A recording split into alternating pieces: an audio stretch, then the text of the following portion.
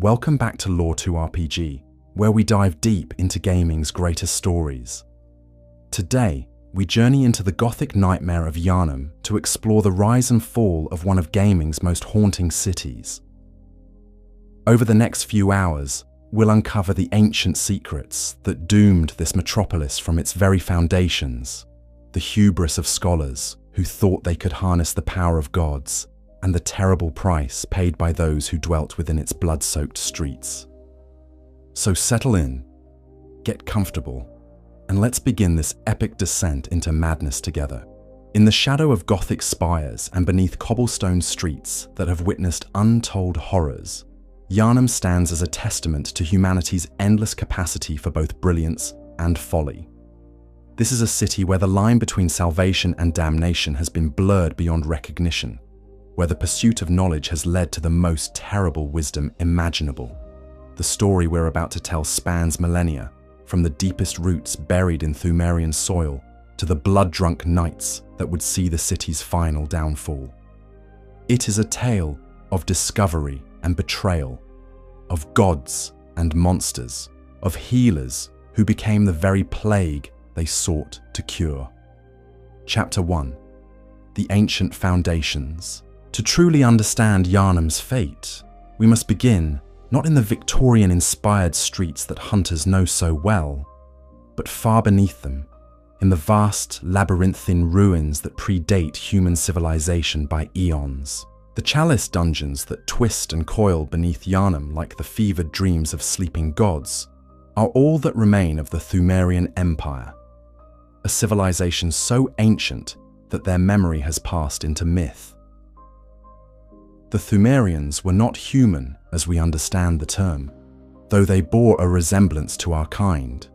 Tall and gaunt, with skin like pallid parchment, and eyes black as the void between stars, they were a race blessed and cursed by their proximity to beings of incomprehensible power. These beings, which scholars would later call the Great Ones, existed in dimensions beyond human understanding, their very presence warping reality around them, like stones cast into still water. At the heart of Pthumerian society stood their queen, Yharnam herself, a figure of such significance that her very name would echo through history to christen the city that would rise above her buried kingdom. Queen Yharnam was no ordinary ruler, for she had been chosen for a purpose that transcended mortal politics or earthly concerns. She was to be the vessel for a Great One's child, a being that would bridge the gap between the cosmic and the terrestrial. The Pthumerians understood what later civilizations would struggle to grasp, that communion with the Great Ones came at a price that few were willing or able to pay. They built their civilization around this knowledge, creating vast underground cities connected by miles of tunnels and chambers. These weren't merely places of habitation, but sacred spaces designed to contain and channel the otherworldly energies that flowed from their divine patrons. Blood was sacred to the Pthumerians, but not in the crude manner that would later characterize Yharnam's fall. For them, blood was a medium of communication, a way to share essence and understanding across the vast gulf that separated mortal consciousness from cosmic truth. Queen Yharnam's blood was particularly potent, seen as having been blessed by direct contact with the Great Ones. To receive even a drop of her blood was considered the highest honor their society could bestow. The ritual practices of the Pthumerians were complex affairs involving chalices carved from materials that seemed to exist partially outside normal space and time. These chalices could hold more than mere liquid. They could contain memories, dreams, and fragments of consciousness itself. Through these vessels, the Pthumerians maintained their connection to the cosmic order, ensuring that their civilization remained aligned with forces beyond mortal comprehension. But even the Pthumerians, for all their wisdom and preparation, could not escape the fundamental truth that contact with the Great Ones inevitably leads to change. And change, when it comes from such alien sources, is rarely what mortals would consider beneficial. The evidence of their ultimate fate lies scattered throughout the chalice dungeons in the form of twisted creatures that bear only the faintest resemblance to their former selves. The Watchers, those pitiable beings that guard the deepest chambers, were once Pthumerian nobles who underwent transformations too terrible to fully comprehend. Their bodies, elongated and distorted, suggest a process of change that respected neither anatomy nor sanity. They stand eternal vigil over treasures and secrets that perhaps should have remained forever buried, their loyalty to their queen and their civilization transcending death itself. In the deepest levels of the chalice dungeons, where the very air seems thick with the weight of eons, you can still find evidence of the Pthumerians' final days. Chambers filled with preserved blood, altars stained with substances that seem to shift and move when viewed from the corner of one's eye, and most telling of all, the empty throne rooms where Pthumerian royalty once held court with beings that existed primarily as geometric impossibilities. The great ones that the Pthumerians served were not malevolent in any sense that human minds could grasp. They were simply so fundamentally different from terrestrial life that their very presence was incompatible with sanity as mortals understand it. Like a musical note so pure that it shatters crystal, the Great One's attempts at communication left permanent changes in everything they touched. Queen Yharnam's pregnancy represents the ultimate culmination of Pthumerian ambition and the beginning of their end. The child she carried, Mergo, was to be a bridge between worlds, a being that could exist simultaneously in the cosmic realm of the Great Ones and the physical reality of the material plane. But such a birth was not meant to be completed in the conventional sense. For Mergo's true existence would be as much conceptual as physical. The circumstances surrounding Mergo's birth remain shrouded in mystery and tragedy. What we know is that the child was taken from Queen Yharnam before birth could be completed, leaving both mother and child in a state of eternal incompletion. This act, whether performed out of fear, jealousy, or misguided protection, created a wound in reality itself that would never fully heal. Queen Yharnam's grief became a force unto itself, her anguish echoing through time and space to influence events that would not occur for thousands of years. Her search for her lost child would continue long after her physical form had crumbled to dust. Her consciousness preserved by a sorrow so profound that it transcended death itself.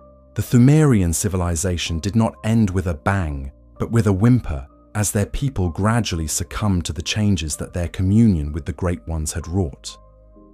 Some became the mindless watchers that still guard their ancient halls.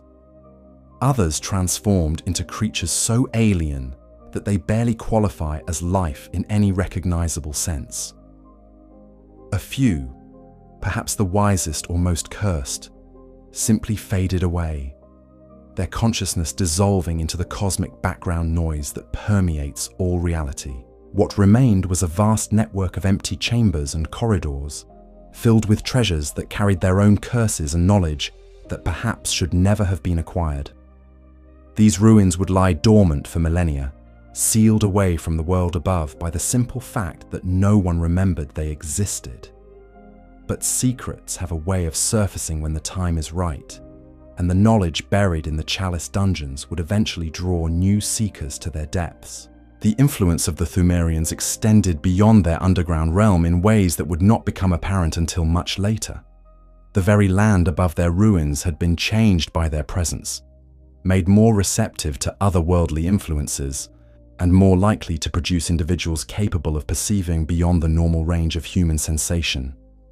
This metaphysical pollution would prove crucial to later events, creating the conditions necessary for Yharnam's particular brand of enlightenment and madness. As we move forward in our exploration of Yharnam's history, we must remember that the city was built quite literally on a foundation of cosmic horror. Every brick and stone rested upon soil that had been steeped in otherworldly influence for thousands of years. The Pthumerians had opened a door that could never be fully closed, and all who came after would, whether they knew it or not, walk in the shadow of that ancient transgression. Chapter 2: the scholars of Byrgenwerth. Thousands of years after the Pthumerian civilization had faded into legend, the land that would become Yharnam remained largely uninhabited. Dense forests grew over the ancient ruins, their roots intertwining with Pthumerian stonework in ways that seemed almost intentional. It was in this wilderness, beside a lake that reflected the moon with unusual clarity, that a remarkable institution would be founded. Byrgenwerth College began as a place of learning unlike any other, established by scholars who believed that knowledge itself was the key to human transcendence. The man who would become its most famous provost, Willem, was a figure of towering intellect and boundless curiosity. He gathered around him individuals who shared his belief that humanity's next evolutionary step would come not through physical change, but through the expansion of consciousness itself. The college was built in deliberate isolation, far from the political machinations and commercial concerns of established cities. Willem and his colleagues wanted nothing to interfere with their pursuit of pure knowledge. The building itself was a marvel of architecture and engineering, featuring a lunarium designed for astronomical observation and vast libraries capable of housing knowledge from across the known world. Willem's philosophy was elegantly simple in concept, yet revolutionary in its implications. He taught that the human brain, limited as it was by its physical structure, could be transcended through the cultivation of what he termed inner eyes. These were not literal organs, but enhanced states of perception that would allow individuals to see beyond the narrow spectrum of normal human experience. The practice of developing inner eyes involved meditation, study, and exposure to concepts that pushed the boundaries of conventional understanding. Students at Byrgenwerth wore blindfolds during their studies, forcing them to look inward and develop senses that went beyond mere physical sight. The goal was to achieve a state of consciousness that could perceive the cosmic truths that lay hidden behind the veil of everyday reality. Among Willem's most promising students was a young man named Lawrence, whose intellect matched his master's, but whose temperament proved to be quite different. Where Willem was patient and methodical in his approach to knowledge, Lawrence possessed a driving ambition that sought immediate and practical applications for their discoveries. This difference in approach would eventually prove to be catastrophic. Another student of note was Micolash, whose brilliant but unstable mind would eventually lead him down paths that even Willem would come to regret. Micolash's fascination with the nature of nightmares and the boundary between sleeping and waking consciousness made him valuable to the college's research, but his methods were often questionable, even by Byrgenwerth's liberal standards. The scholarly community at Byrgenwerth also included individuals like Carol, who possessed the rare ability to transcribe the utterances of great ones into symbols that human minds could comprehend without immediately succumbing to madness. These runes, as they came to be known, were perhaps Byrgenwerth's greatest contribution to human knowledge, providing a way to preserve and share insights that would otherwise be incommunicable. For years, Byrgenwerth thrived as a center of learning and discovery. Students came from across the world to study under Willem and his colleagues, drawn by reports of revolutionary insights into the nature of consciousness and reality. The college's research into astronomy, archaeology, and philosophy pushed the boundaries of human understanding in ways that seemed to promise a golden age of enlightenment. But it was Byrgenwerth's archaeological expeditions that would ultimately seal its fate and the fate of Yharnam itself. The scholars had become aware of ancient ruins in the area, structures that predated any known civilization and seemed to have been built according to architectural principles that defied conventional understanding. Willem's insatiable curiosity drove him to organize expeditions into these underground chambers, despite warnings from local inhabitants who spoke of curse and madness associated with the deep places. The first expedition into what would later be known as the Chalice Dungeons was a revelation that changed everything. The scholars found themselves in vast chambers carved from stone that seemed to absorb light rather than reflect it. The architecture was impossible, featuring angles that hurt to look at and proportions that suggested the builders had operated according to geometric principles unknown to human mathematics. More disturbing than the architecture were the inhabitants they encountered. Creatures that had once been recognizably humanoid, but had undergone transformations that seemed to follow no earthly biological principles. These beings, later identified as surviving Pthumerians, moved through their ancient halls with purposes that remained incomprehensible to human observers. But the most significant discovery was the substance that the Pthumerians had left behind in carefully preserved quantities throughout their realm. This liquid, which the scholars would name the Old Blood, possessed properties that seemed to violate every known law of medicine and biology. Small quantities could heal wounds that should have been fatal, restore strength to the dying, and grant physical capabilities that far exceeded normal human limits. Willem's response to the discovery of the Old Blood was characteristically cautious.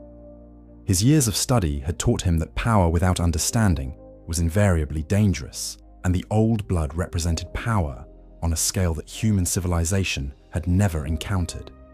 He instituted strict protocols for its study, limiting exposure to small quantities and requiring extensive observation periods for anyone who came into contact with it. Lawrence, however, saw in the Old Blood an opportunity that transcended Willem's careful academic approach. Here was a substance that could revolutionize human existence, providing healing and enhancement on a scale that could eliminate suffering and transform humanity into something greater than it had ever been. The philosophical differences between master and student began to widen into an unbridgeable chasm. The tension at Byrgenwerth was exacerbated by other discoveries in the ruins below. The scholars found evidence of the Great Ones themselves, beings of such alien nature that merely attempting to comprehend them pushed human minds to their breaking point. Some researchers reported dreams and visions after exposure to Pthumerian artifacts, experiences that seemed to provide genuine insights into cosmic truths, but at the cost of conventional sanity. Willem's approach to the Great Ones was consistent with his overall philosophy.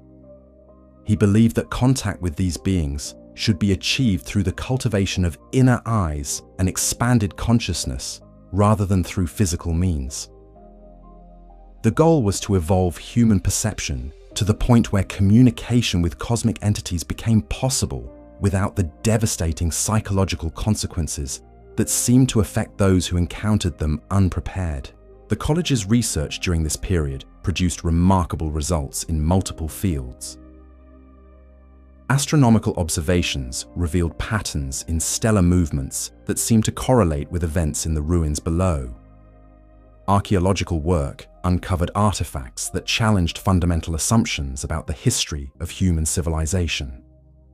Most importantly, the study of consciousness itself reached levels of sophistication that remain unmatched to this day.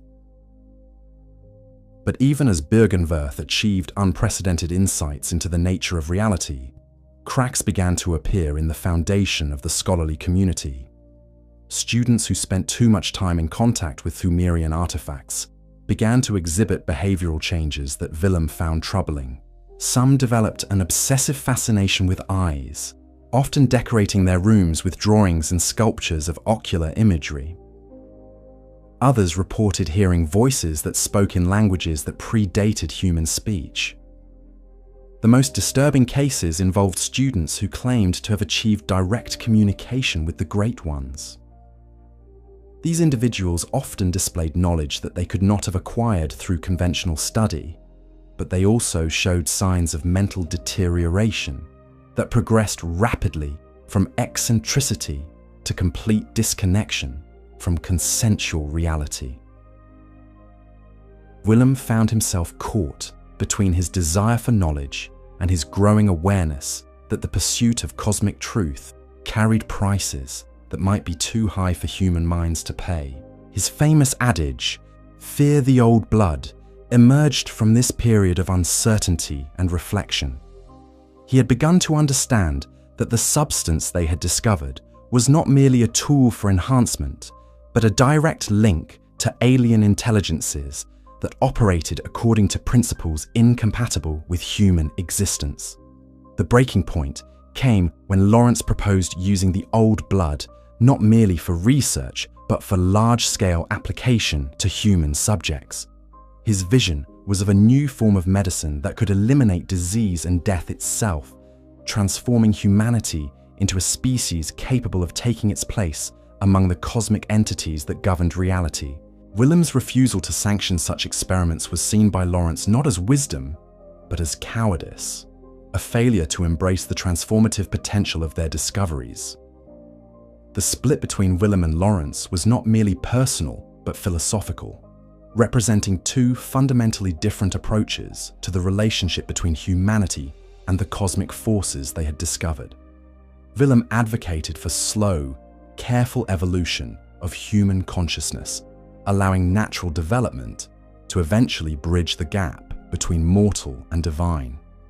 Lawrence pushed for immediate transformation through direct application of otherworldly power, believing that humanity could take by force what it was not naturally ready to receive. The departure of Lawrence and many of his supporters marked the end of Byrgenwerth as a unified institution. Those who remained with Willem continued their research into consciousness and cosmic communication, but the loss of so many brilliant minds severely limited their capabilities. The college became increasingly isolated, both physically and intellectually, as the surrounding forest grew denser and contact with the outside world dwindled. Willem himself underwent changes during this period that reflected his deep engagement with the cosmic forces they had discovered. His pursuit of inner eyes had progressed to the point where his perception of reality differed fundamentally from that of ordinary humans.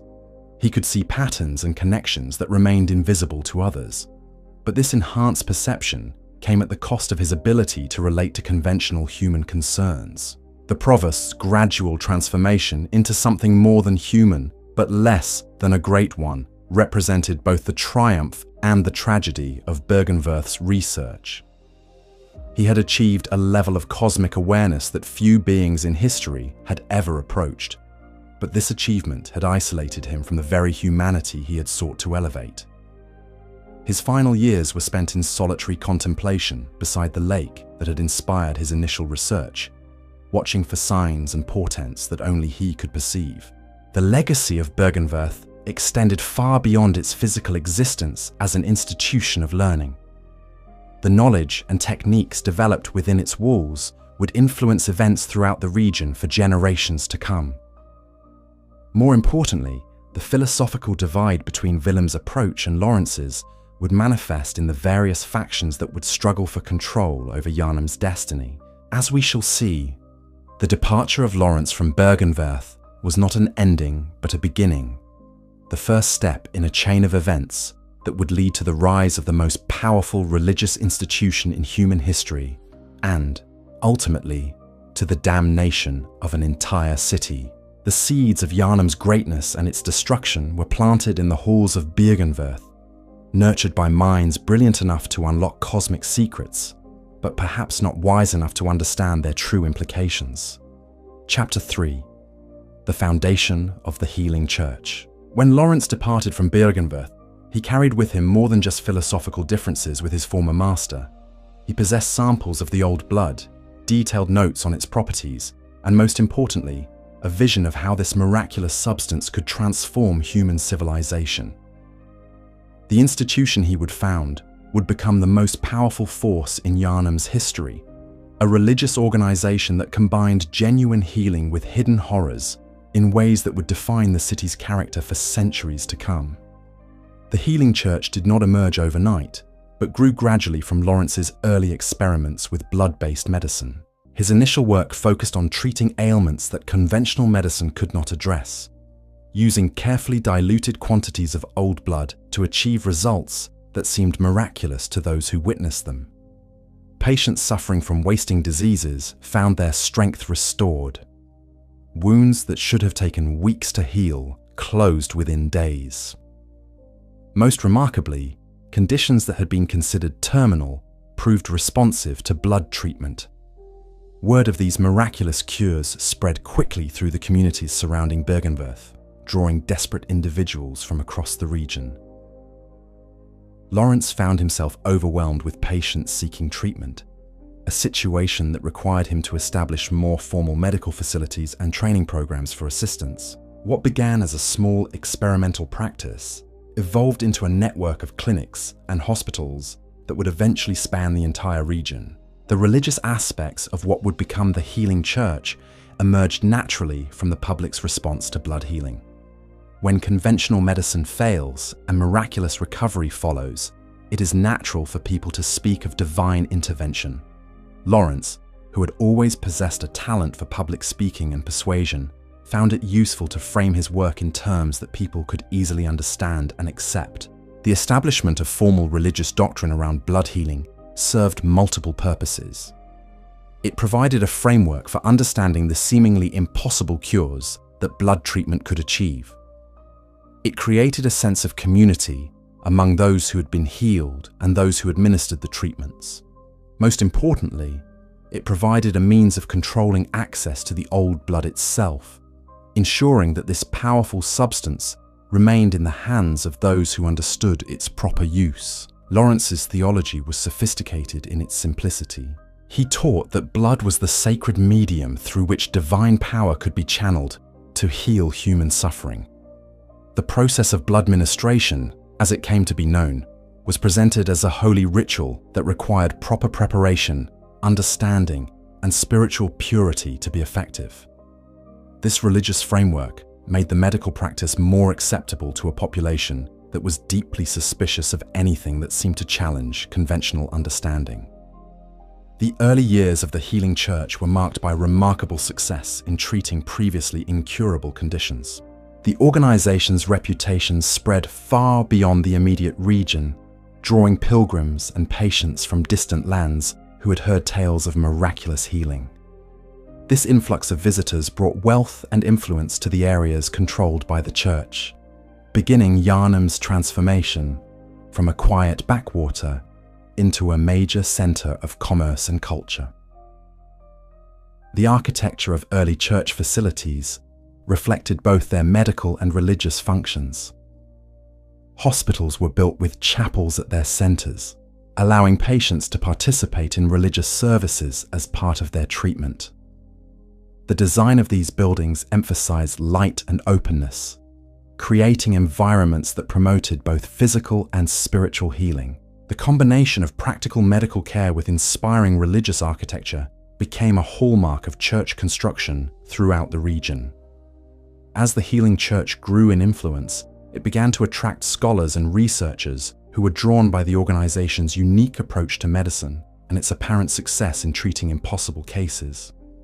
Many of these individuals were former students of Byrgenwerth who had followed Lawrence in his departure from Willem's institution.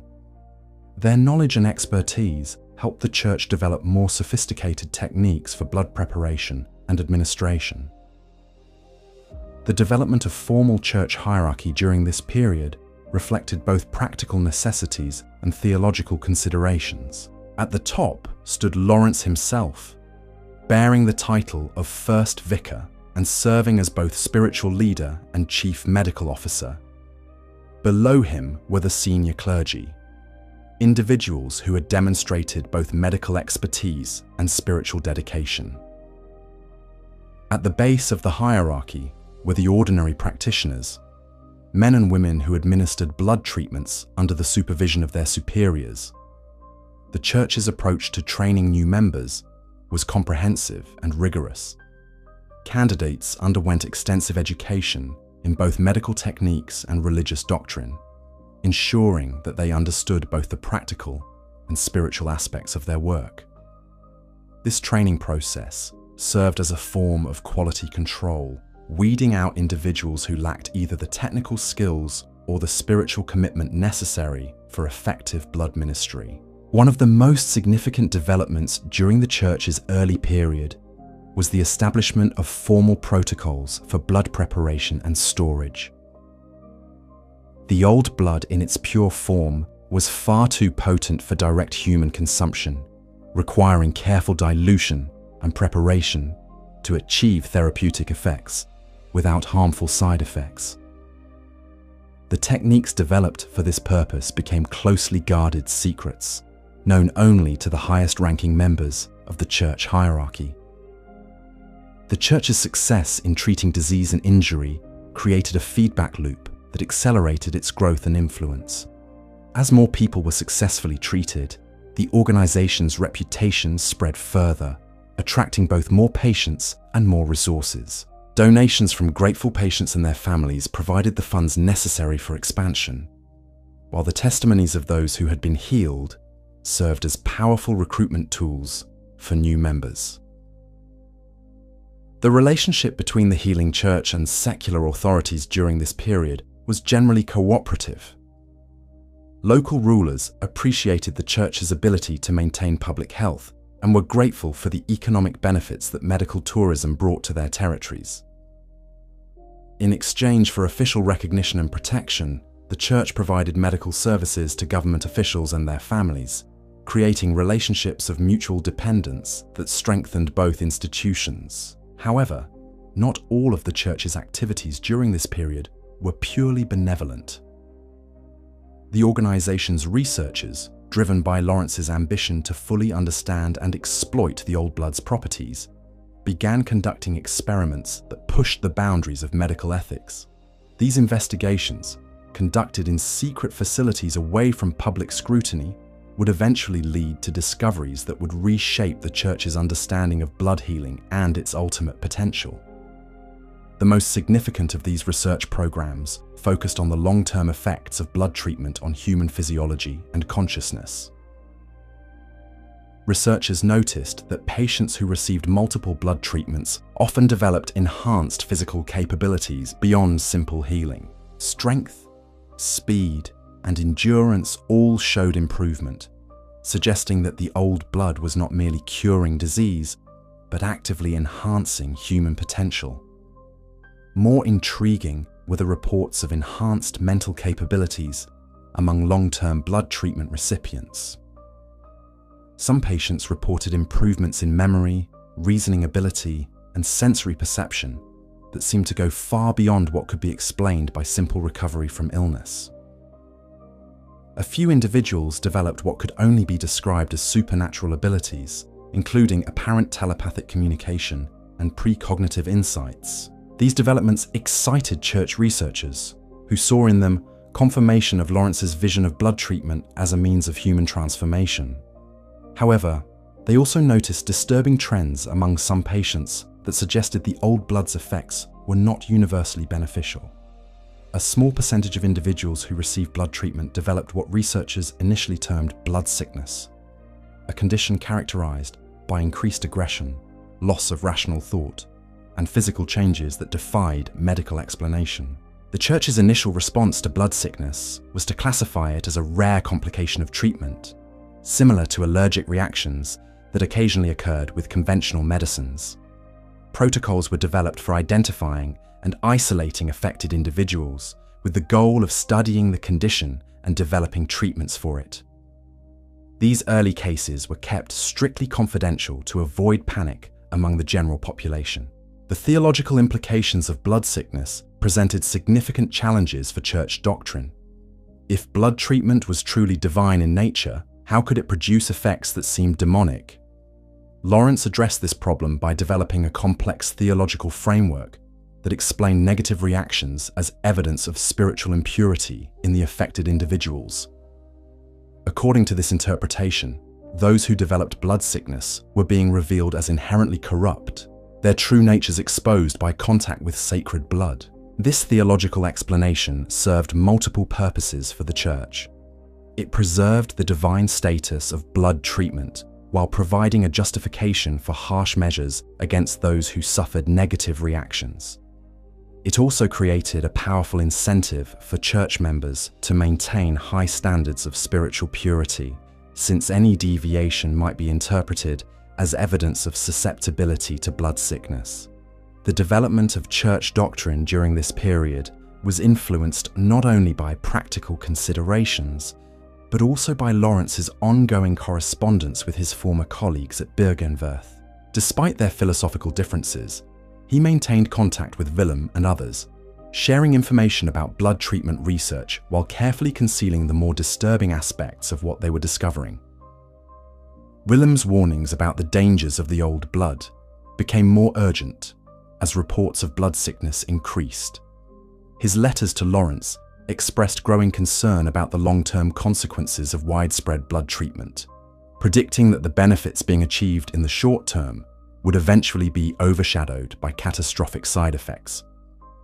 These warnings were largely dismissed by church leadership, who viewed Willem's caution as evidence of his failure to fully embrace the transformative potential of their discoveries. The tension between Byrgenwerth and the healing church during this period reflected deeper philosophical questions about the nature of human improvement and the acceptable costs of progress.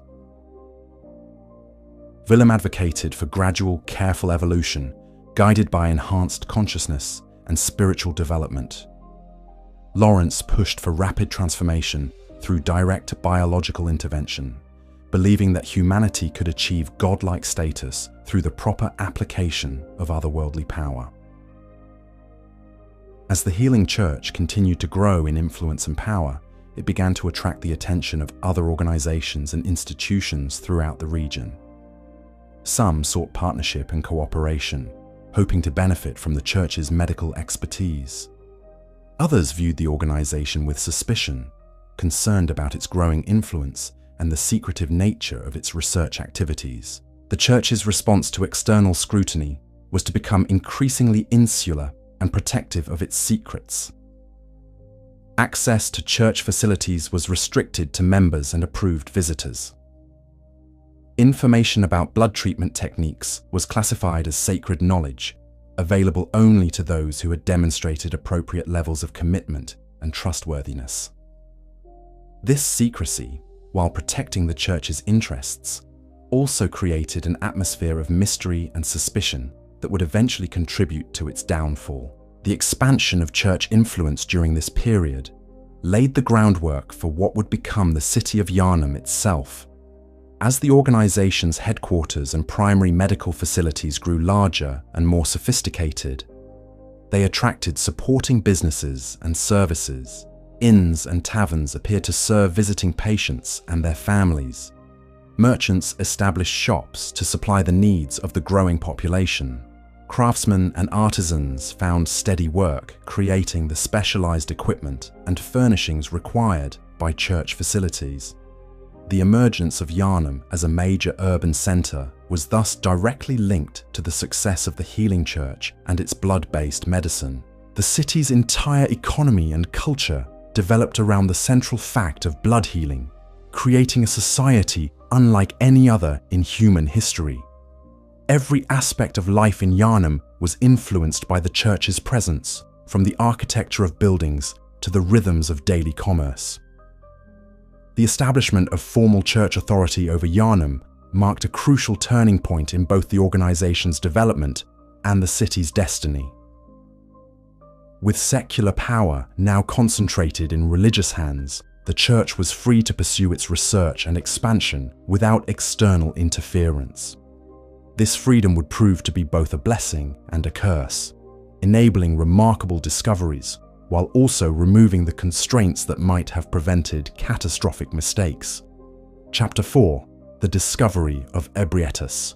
In the deepest chambers beneath Yharnam, where the ancient Pthumerian ruins gave way to even stranger architectural impossibilities, church researchers made a discovery that would fundamentally alter both their understanding of the cosmos and their approach to blood-based medicine. The being they encountered defied every category of earthly life, existing as a bridge between the material world and dimensions that human minds could barely comprehend.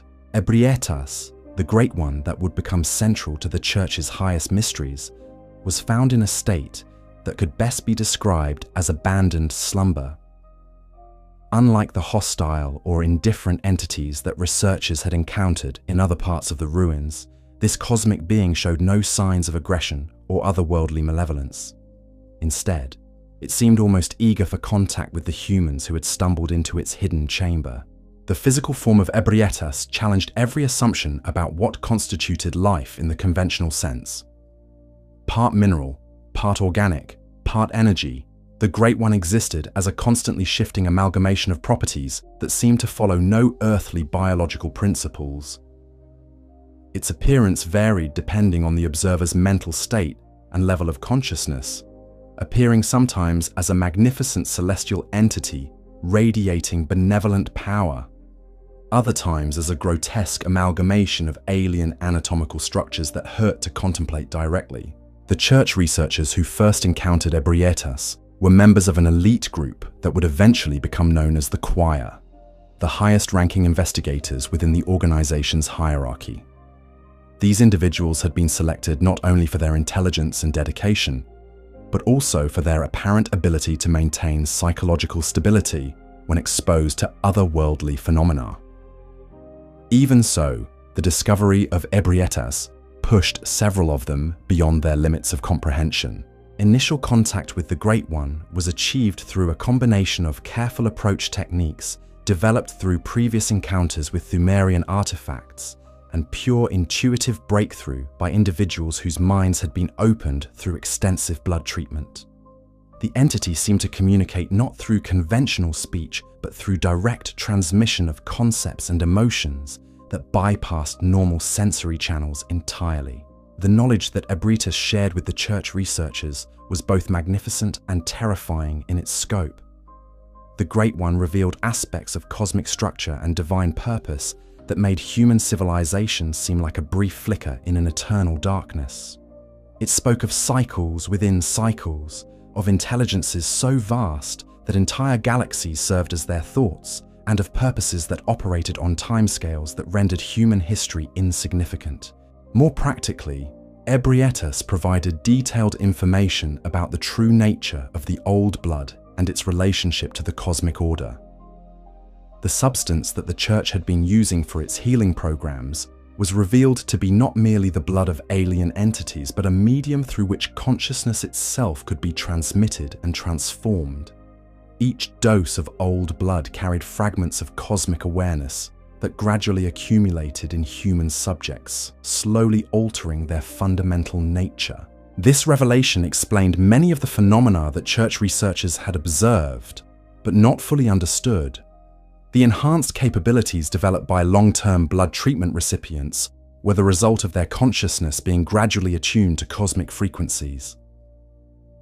The blood sickness that affected some individuals represented a form of rejection response, occurring when human minds proved unable to integrate the alien awareness being introduced into their systems. The establishment of formal communion between the church and Ebrietas marked the beginning of a new phase in the organization's development. The knowledge provided by the Great One enabled the development of more sophisticated blood treatment techniques, including methods for preparing individuals to better tolerate the consciousness-altering effects of old blood. These advances dramatically reduced the incidence of blood sickness, while increasing the beneficial effects of treatment. The theological implications of direct contact with the Great One were profound for an organization that had built its doctrine around the divine nature of blood healing. Ebrietas provided living proof that the Church's claims about the sacred source of their healing power were not merely metaphorical, but literally true. The old blood was indeed divine in nature, originating from beings that operated on levels of existence far above human understanding. However, the relationship with Ebrietas also introduced complications that would prove increasingly problematic as time progressed. The Great One's alien nature meant that its guidance, while genuinely well-intentioned, was often impossible for humans to fully comprehend or safely implement. Instructions that seemed clear when received from Ebrietas frequently proved to have implications that became apparent only after irreversible actions had been taken. The choir, as the church members most directly involved with Ebrietas, underwent changes that set them apart from the rest of the organization. Extended exposure to the Great One's influence enhanced their intellectual capabilities and cosmic awareness, but also isolated them from conventional human concerns. They began to see ordinary church members and humanity in general from a perspective increasingly similar to Ebrietas's own, viewing mortal concerns as transient and ultimately insignificant. The knowledge provided by Ebrietas enabled the Church to establish more sophisticated facilities for blood research and treatment.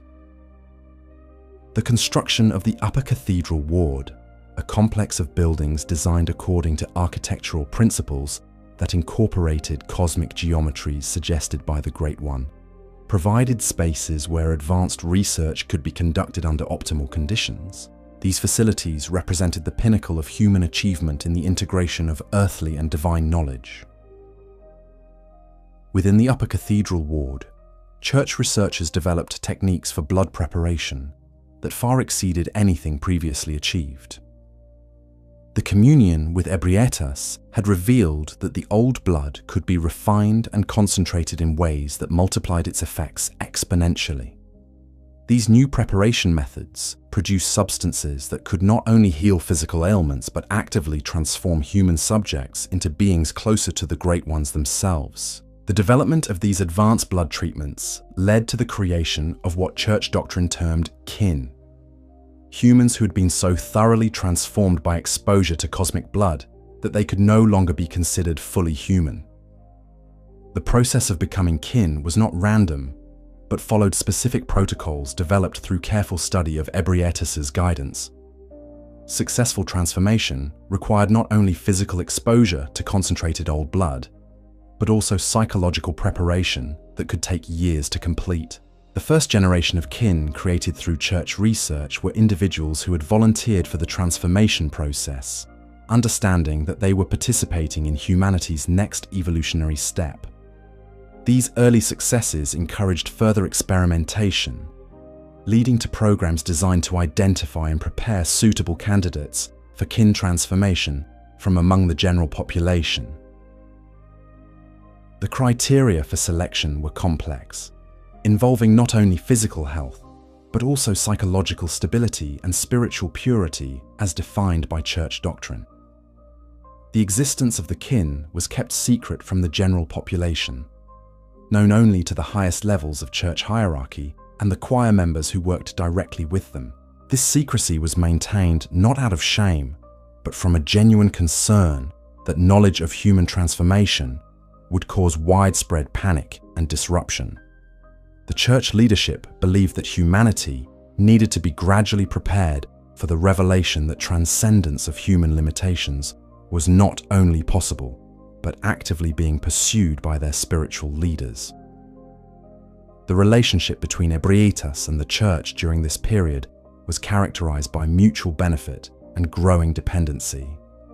The Great One received something that it had apparently been lacking for eons: genuine communion with conscious beings who could appreciate, however imperfectly, the cosmic perspectives that defined its existence. In return, the Church gained access to knowledge and power that elevated it far above any earthly institution in terms of its capabilities and influence.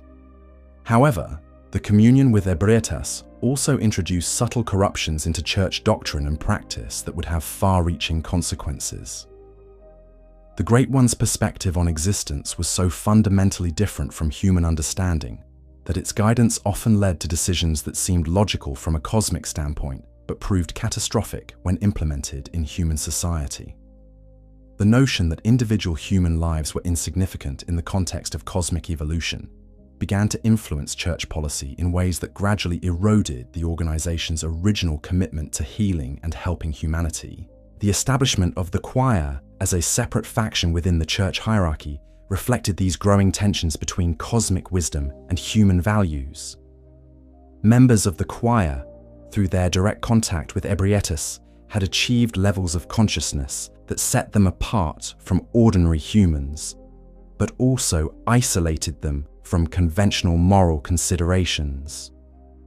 They began to view themselves as shepherds of humanity's evolution, entitled to make decisions about human destiny without consulting those who would be affected by their choices. The choir's research programs during this period expanded beyond simple blood treatment into areas that would have horrified the general population had they been aware of them. Experiments in consciousness transfer, artificial creation of kin-like beings, and direct manipulation of human development were all justified as necessary steps in humanity's guided evolution toward a higher state of existence. The suffering of individual subjects in these experiments was considered acceptable in the context of the greater good being pursued.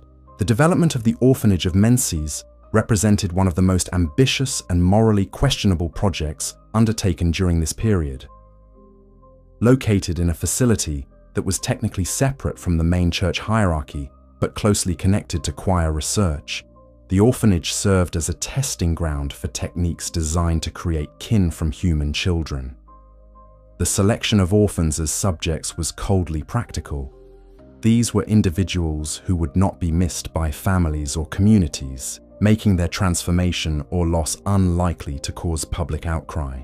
The children brought to the orphanage of Mensis underwent procedures that were presented as education and spiritual development, but actually represented systematic attempts to prepare their consciousness for integration with cosmic awareness. Many subjects proved unsuitable for the process and suffered mental breakdown or physical transformation into creatures that retained little of their original humanity. Those who successfully completed the transformation emerged as beings that were no longer truly children or even recognizably human. The theological justification for these experiments was complex and sophisticated, drawing on the deepest aspects of church doctrine about the nature of divine purpose and human destiny. The choir argued that traditional concepts of individual rights and protections were meaningless in the context of cosmic evolution. Their research was reframing humanity's role in the universe, transforming the species from passive recipients of divine grace into active participants in the cosmic order. The success of these programs, from the Church's perspective, provided evidence that their approach to human transformation was not only viable, but necessary. The kin created through their research displayed capabilities that far exceeded normal human limitations, including enhanced physical strength, supernatural sensory abilities, and forms of consciousness that could perceive and interact with cosmic forces directly. These achievements seem to validate Lawrence's original vision of blood treatment as a means of human transcendence.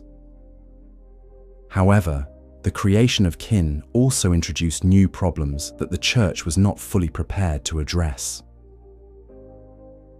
The transformed beings, while possessing enhanced capabilities, often struggled to maintain stable psychological states. Their expanded consciousness made them aware of cosmic truths that were difficult to reconcile with existence in the material world. Many developed forms of alienation and despair that no earthly comfort could address. The relationship between kin and ordinary humans became increasingly problematic as the transformation programs expanded. The enhanced beings found it difficult to relate to the concerns and limitations of their former species, while humans who encountered kin often experienced psychological distress from contact with beings that existed partially outside normal reality. These tensions contributed to the growing secrecy surrounding church research and the development of facilities designed to isolate transformed beings from the general population. The influence of Ebrietas on church architecture during this period was profound and disturbing. Buildings constructed according to the Great One's guidance incorporated geometric principles that seemed designed to facilitate cosmic communion, but had unsettling effects on human occupants. Rooms with impossible angles, corridors that seemed longer from the inside than their external dimensions would allow, and chambers that created acoustic effects that bypassed normal hearing to directly stimulate consciousness were all features of advanced church construction. The psychological effects of prolonged exposure to these architectural anomalies became apparent among church members who worked in the newest facilities. Reports of enhanced perception and cosmic awareness were accompanied by accounts of disorientation, reality dissociation, and in some cases, complete psychological breakdown.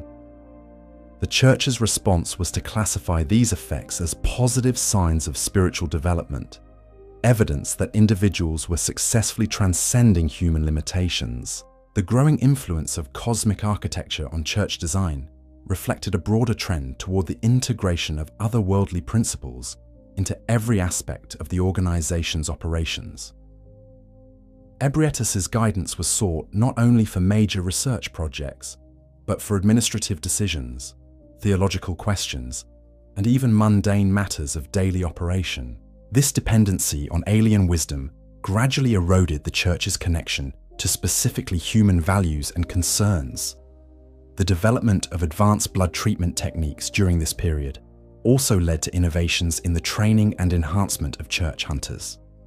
These individuals, originally recruited to protect researchers working in dangerous environments, were given access to blood treatments that enhanced their physical capabilities far beyond normal human limits.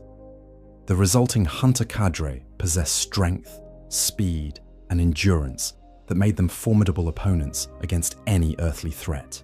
However, the enhanced hunters also represented a new category of risk for church operations. Their transformation through blood treatment created individuals who were no longer fully human, but had not achieved the stable transcendence characteristic of properly prepared kin. Many hunters experienced psychological changes that made them increasingly aggressive and difficult to control, requiring the development of specialized protocols for managing potentially dangerous church personnel. The establishment of the Hunters' Workshop as a formal institution within the church hierarchy reflected both the importance of hunter forces and the growing concerns about their management. Under the leadership of individuals who combined martial expertise with understanding of blood-based enhancement, the workshop developed training programs designed to maximize the benefits of hunter transformation, while minimizing the psychological risks associated with the process. The workshop's approach to hunter development was influenced by Ebrietus's guidance, but also drew on practical experience gained through years of working with blood-enhanced individuals. The most successful hunters were those who could integrate their enhanced capabilities with disciplined mental training, maintaining their essential humanity while gaining access to superhuman abilities. These elite hunters became the church's most valuable assets, capable of operating in environments and against threats that would destroy ordinary humans. As the church's power and influence continued to expand, the organization found itself facing challenges that its founders had never anticipated. The success of blood treatment had created a population of enhanced individuals whose needs and capabilities differed fundamentally from those of ordinary humans. The knowledge gained through communion with Ebrietus had revealed cosmic truths that were difficult to reconcile with conventional human values and institutions. The tension between the Church's original mission of healing and helping humanity and its evolving role as a guide for human transcendence created internal conflicts that would eventually contribute to the organization's fragmentation. Different factions within the church hierarchy developed competing visions of what humanity's future should look like and how best to achieve the transformation that seemed both inevitable and necessary. The relationship with Ebrietus remained central to these debates, but the Great One's guidance was often ambiguous enough to support multiple interpretations. Some church leaders argued for rapid acceleration of transformation programs, believing that humanity needed to evolve quickly to meet cosmic challenges that were approaching. Others advocated for more gradual change, concerned that too rapid transformation would destroy the essential qualities that made human existence meaningful. These philosophical divisions within the church were exacerbated by practical problems arising from the organization's research activities. The creation of kin and enhanced hunters had produced individuals whose loyalty to the church was absolute, but whose understanding of church doctrine was filtered through consciousness that was no longer fully human. Their perspectives on questions of morality, purpose, and acceptable methods often differed significantly from those of their creators. Chapter 5. The Powder Kegs and the Hunters. As the healing church consolidated its power and influence throughout Yharnam, the organization found itself confronting threats that its original mission of healing and spiritual guidance had never anticipated.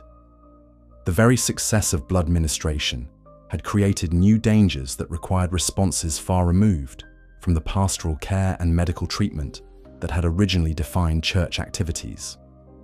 It was in addressing these challenges that the church would develop its most controversial and ultimately destructive innovations.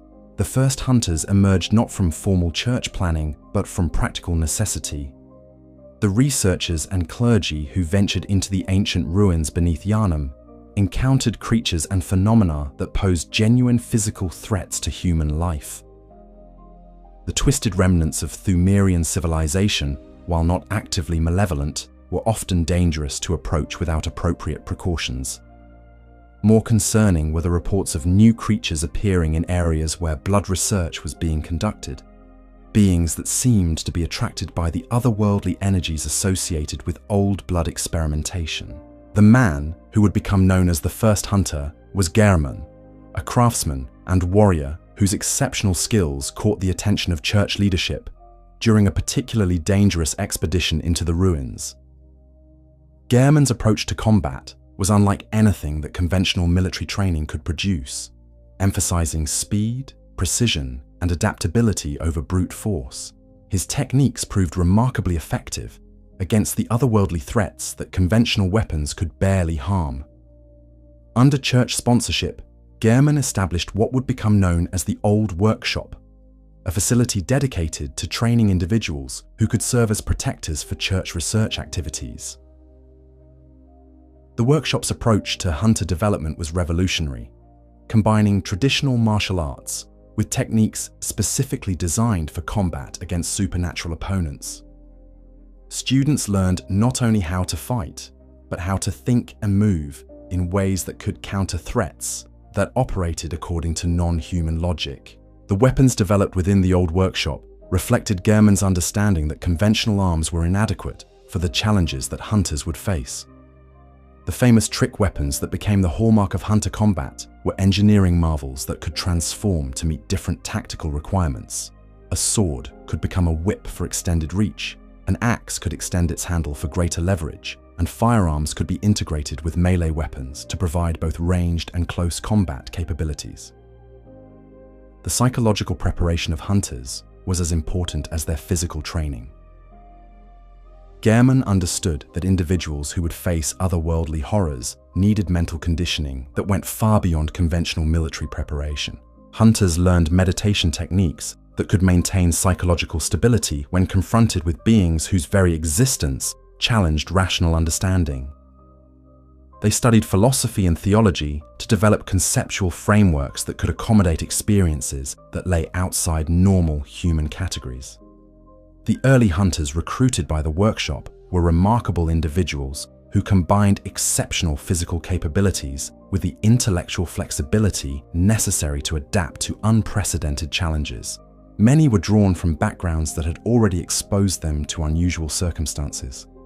Scholars who had worked with church researchers, craftsmen who had created specialized equipment for expeditions into ruins, and individuals who had demonstrated unusual resistance to the psychological effects of otherworldly contact.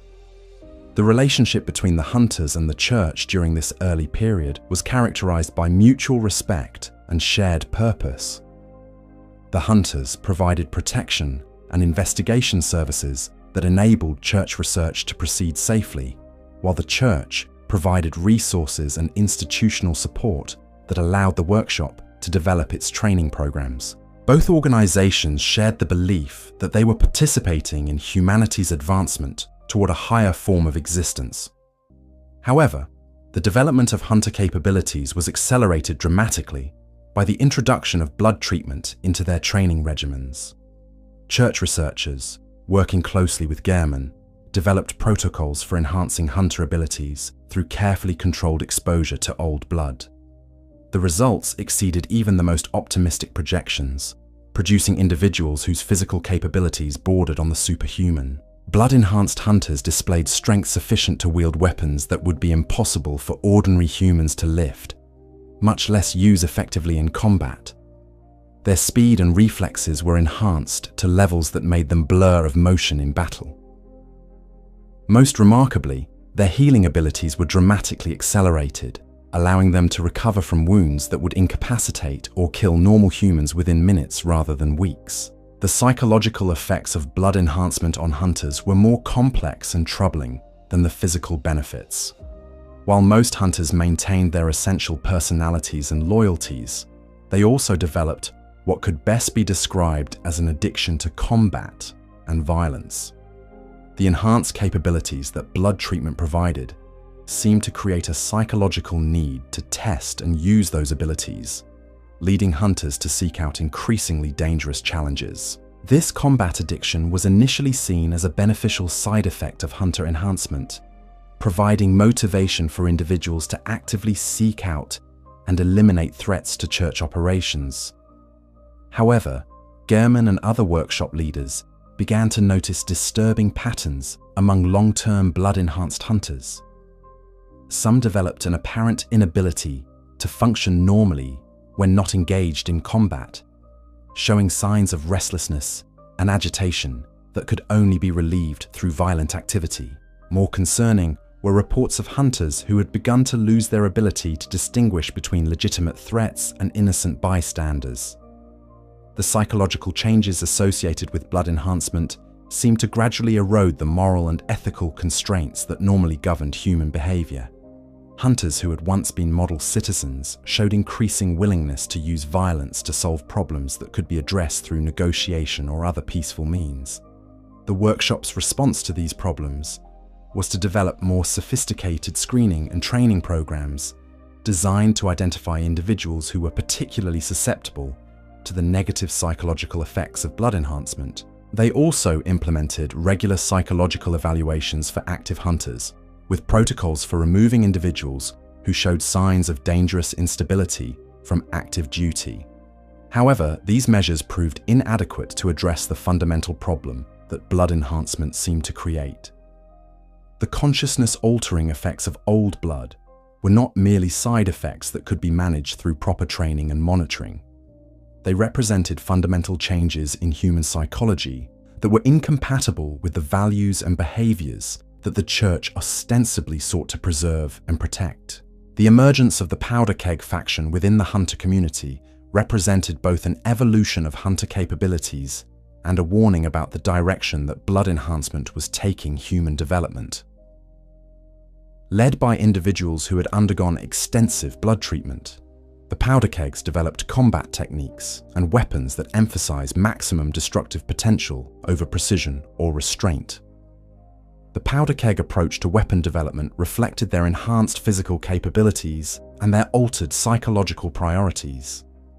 Their signature weapons were oversized and overpowered compared to traditional hunter equipment, designed to inflict massive damage against large and powerful opponents. The stake driver, cannon, and other powder keg innovations required superhuman strength to wield effectively, but could destroy threats that conventional hunter weapons could not seriously damage.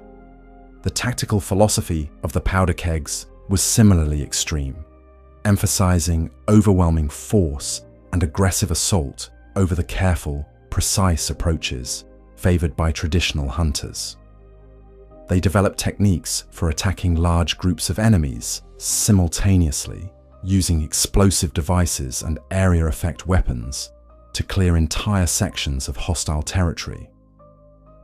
Their methods were undeniably effective, but also caused extensive collateral damage to the environments where they operated. The relationship between the powder kegs and the main church hierarchy was complicated by their increasingly independent approach to operations. While they remained nominally under church authority, the powder kegs often acted according to their own judgment about what constituted appropriate responses to threats. Their willingness to use extreme measures without seeking authorization created tensions with church leaders who were concerned about public relations and political consequences. These tensions came to a head during what would later be known as the Old Yharnam Incident, a catastrophe that would forever change the relationship between the church, the hunters, and the general population of Yharnam. The event began with reports of an outbreak of blood sickness in the older sections of the city, areas where the population had been among the earliest recipients of blood treatment and where the concentration of enhanced individuals was highest. The initial church response to the Old Yharnam outbreak was to implement standard quarantine procedures isolating the affected areas and providing medical treatment to individuals showing symptoms of blood sickness. However, the scale and severity of the outbreak quickly exceeded anything that previous experience had prepared church medical personnel to handle. The number of affected individuals grew exponentially, and their symptoms proved resistant to all conventional treatments. More alarming than the spread of blood sickness was the nature of the transformation that affected individuals underwent. Rather than simply becoming ill, they began to change in ways that challenged fundamental assumptions about human biology and psychology. Physical alterations included dramatic increases in size and strength, development of claws and fangs, and changes in posture and movement that made them resemble wild animals more than human beings. The psychological changes were even more disturbing. Affected individuals lost their ability to communicate through speech, expressing themselves only through growls, howls, and other animalistic sounds. They showed no recognition of family members or friends, treating all other humans as either threats to be attacked or prey to be hunted. Most horrifying of all, they displayed an insatiable hunger for human flesh and blood that drove them to cannibalistic violence. The church's initial attempts to contain the outbreak through medical intervention proved completely ineffective. The transformed individuals, who came to be known as beasts, showed no response to any available treatments. More problematically, they proved to be highly infectious, with the beast transformation spreading to anyone who was seriously injured by an already transformed individual. The quarantine measures that had been intended to contain the outbreak became traps that concentrated potential victims with active threats. As the situation in Old Yharnam deteriorated beyond any possibility of medical solution, church leadership made the decision to deploy hunter forces to address the crisis through violent means. The reasoning was that the transformed individuals were no longer truly human and therefore fell outside the moral constraints that normally governed church policy towards the population. If the beast outbreak could not be cured, it could at least be contained through the elimination of infected individuals. The hunter response to the Old Yharnam crisis was swift and devastating.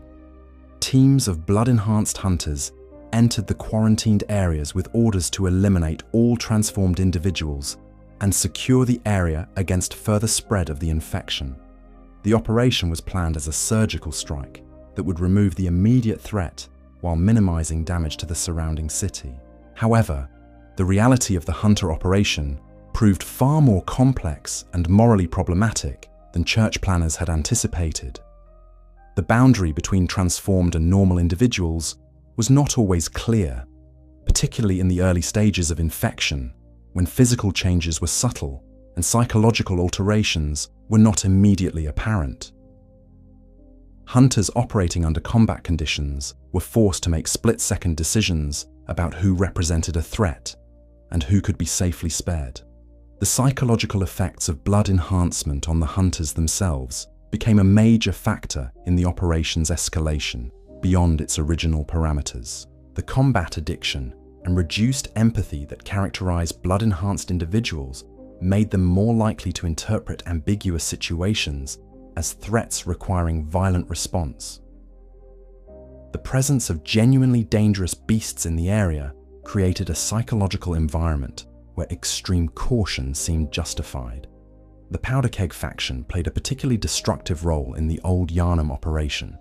Their preference for overwhelming force and area effect weapons led them to employ tactics that made no distinction between confirmed threats and potential victims. Explosive devices and incendiary weapons were used to clear entire buildings and city blocks, eliminating both beasts and any human survivors who might have been hiding in the affected areas. The decision to burn Old Yharnam was made by Powder Keg leadership without consultation with church authorities or consideration of alternatives. From their perspective, fire was simply the most effective tool for ensuring that the beast infection could not spread beyond the quarantined area. The fact that many normal humans would die in the flames was regrettable but acceptable given the scale of the threat being addressed. The burning of Old Yharnam lasted for days, creating a pillar of smoke that could be seen throughout the region. The fires consumed not only the infected areas, but spread to sections of the city that had shown no signs of beast transformation. Thousands of people died, including many who had never received blood treatment and therefore posed no risk of transformation. The operation that had been intended to save Yharnam from the beast scourge had instead destroyed a significant portion of the city and its population. The aftermath of the old Yharnam incident created a crisis of legitimacy for both the church and the hunter organization. Public trust in blood treatment, which had been the foundation of church power and influence, was severely damaged by the revelation that it could lead to monstrous transformation. The hunters, who had been seen as protectors of the population, were now viewed with suspicion and fear by many citizens. The church's response to the crisis was to implement a comprehensive cover-up operation designed to control public understanding of what had occurred in Old Yharnam. Official statements attributed the disaster to a plague of unknown origin that had required extreme measures to contain. The role of blood treatment in creating the beast transformation was denied, with church spokesmen arguing that the affected individuals had been victims of external contamination rather than products of church medical procedures. The hunter organization underwent significant restructuring in the wake of the Old Yharnam incident. Gehrman's old workshop was closed and replaced by a new church-controlled hunter institution under the leadership of Ludwig, a church cleric who had distinguished himself through his combination of martial prowess and theological commitment. The new workshop implemented stricter protocols for hunter training and deployment, with greater emphasis on church oversight and control. However, the fundamental problems that had led to the Old Yharnam disaster remained unaddressed. Blood enhancement continued to alter hunter psychology in ways that made them increasingly unsuitable for operations requiring discrimination and restraint. The church's continued reliance on old blood for its research and medical programs ensured that future beast outbreaks were not only possible, but inevitable. The trauma of the Old Yharnam incident had profound effects on individual hunters who had participated in the operation. Many suffered from psychological disorders that no amount of blood treatment could address, including persistent nightmares, inability to form normal social relationships, and obsessive guilt about their actions during the crisis. Some hunters left the organization entirely, unable to reconcile their experiences with their original motivation for joining the workshop. One hunter who remained in Old Yharnam after the burning was Jura, a former powder keg member whose experiences during the incident had fundamentally changed his perspective on the relationship between hunters and beasts. Jura came to believe that the transformed individuals retained enough of their original humanity to deserve protection rather than extermination. He established himself as a guardian of the ruined district, attacking any hunters who entered the area with intent to harm the surviving beasts.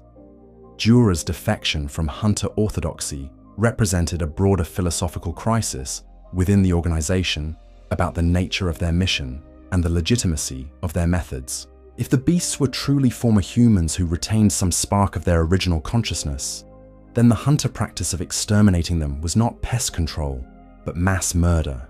This realization created divisions within the hunter community that would persist throughout the organization's subsequent history.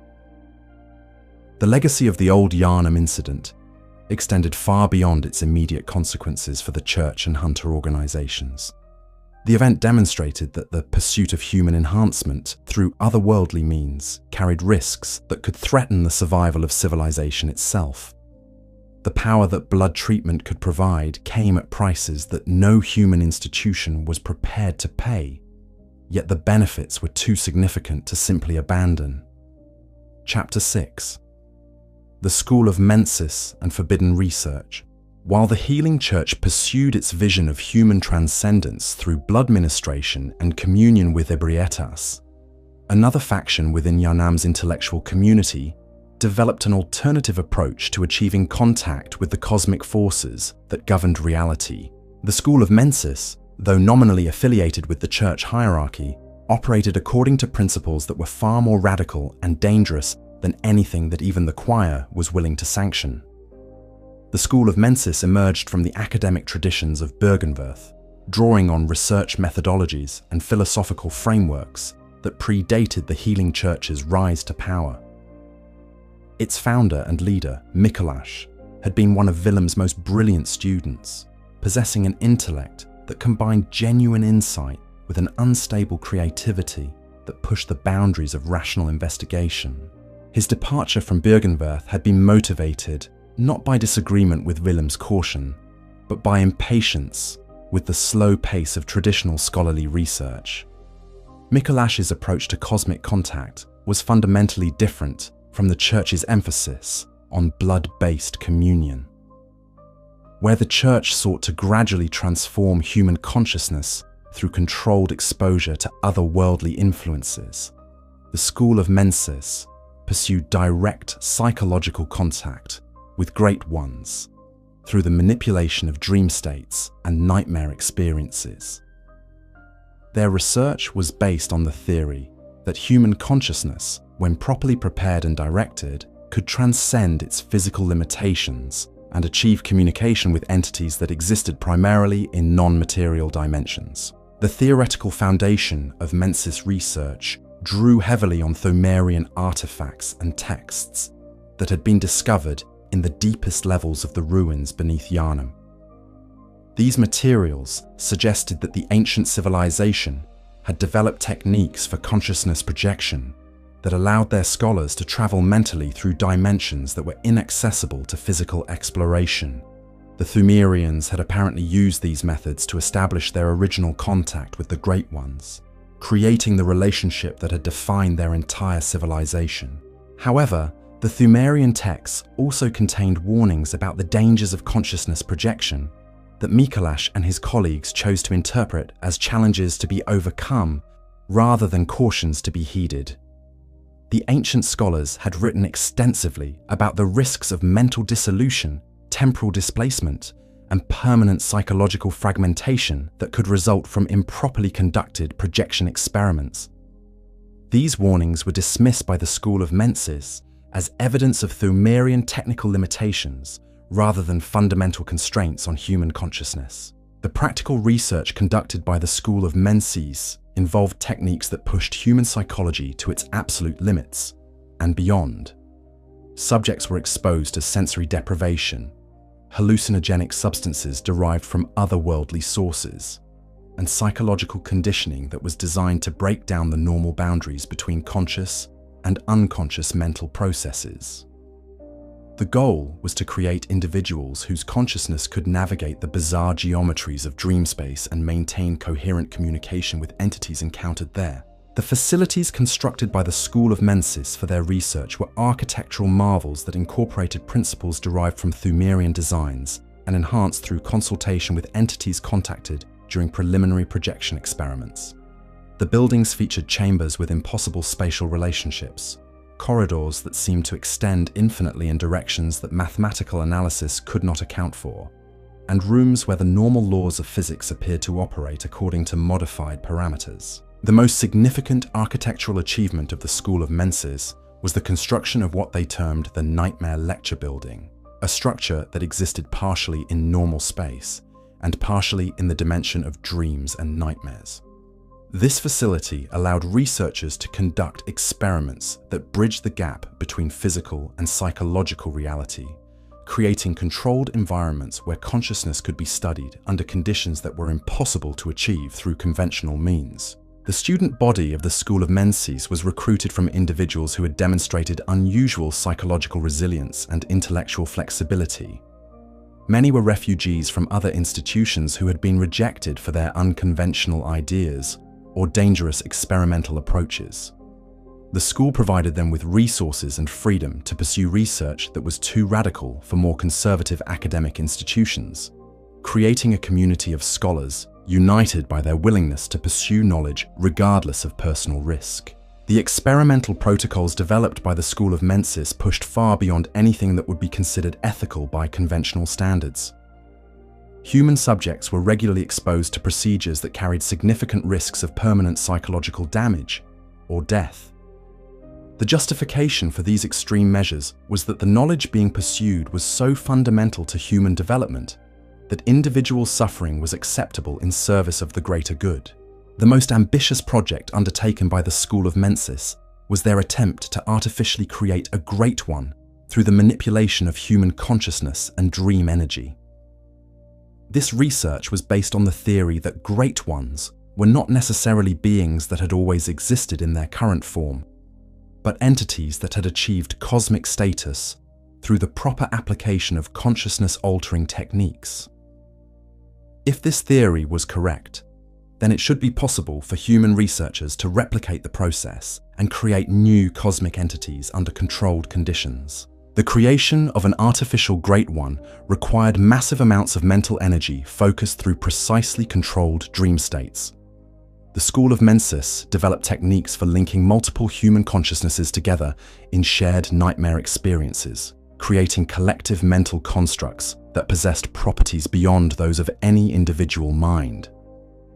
These experiments produced phenomena that convinced the researchers that they were on the right track, including apparent communication with entities that claimed to be great ones and manifestations of power that exceeded anything that conventional psychology could explain. However, the school's research also produced results that were far more disturbing than their most pessimistic projections had anticipated. The nightmare-linking experiments created shared psychological spaces that proved to be unstable and dangerous to navigate. Subjects who participated in group consciousness sessions often reported experiences that persisted long after the formal experiment had ended, including visitations by entities that seemed to exist independently of the experimental framework. More troubling were the reports of reality distortions that appeared to extend beyond the laboratory environment. Researchers and subjects began to experience phenomena in their daily lives that suggested the boundaries between dream and waking consciousness were becoming increasingly unstable.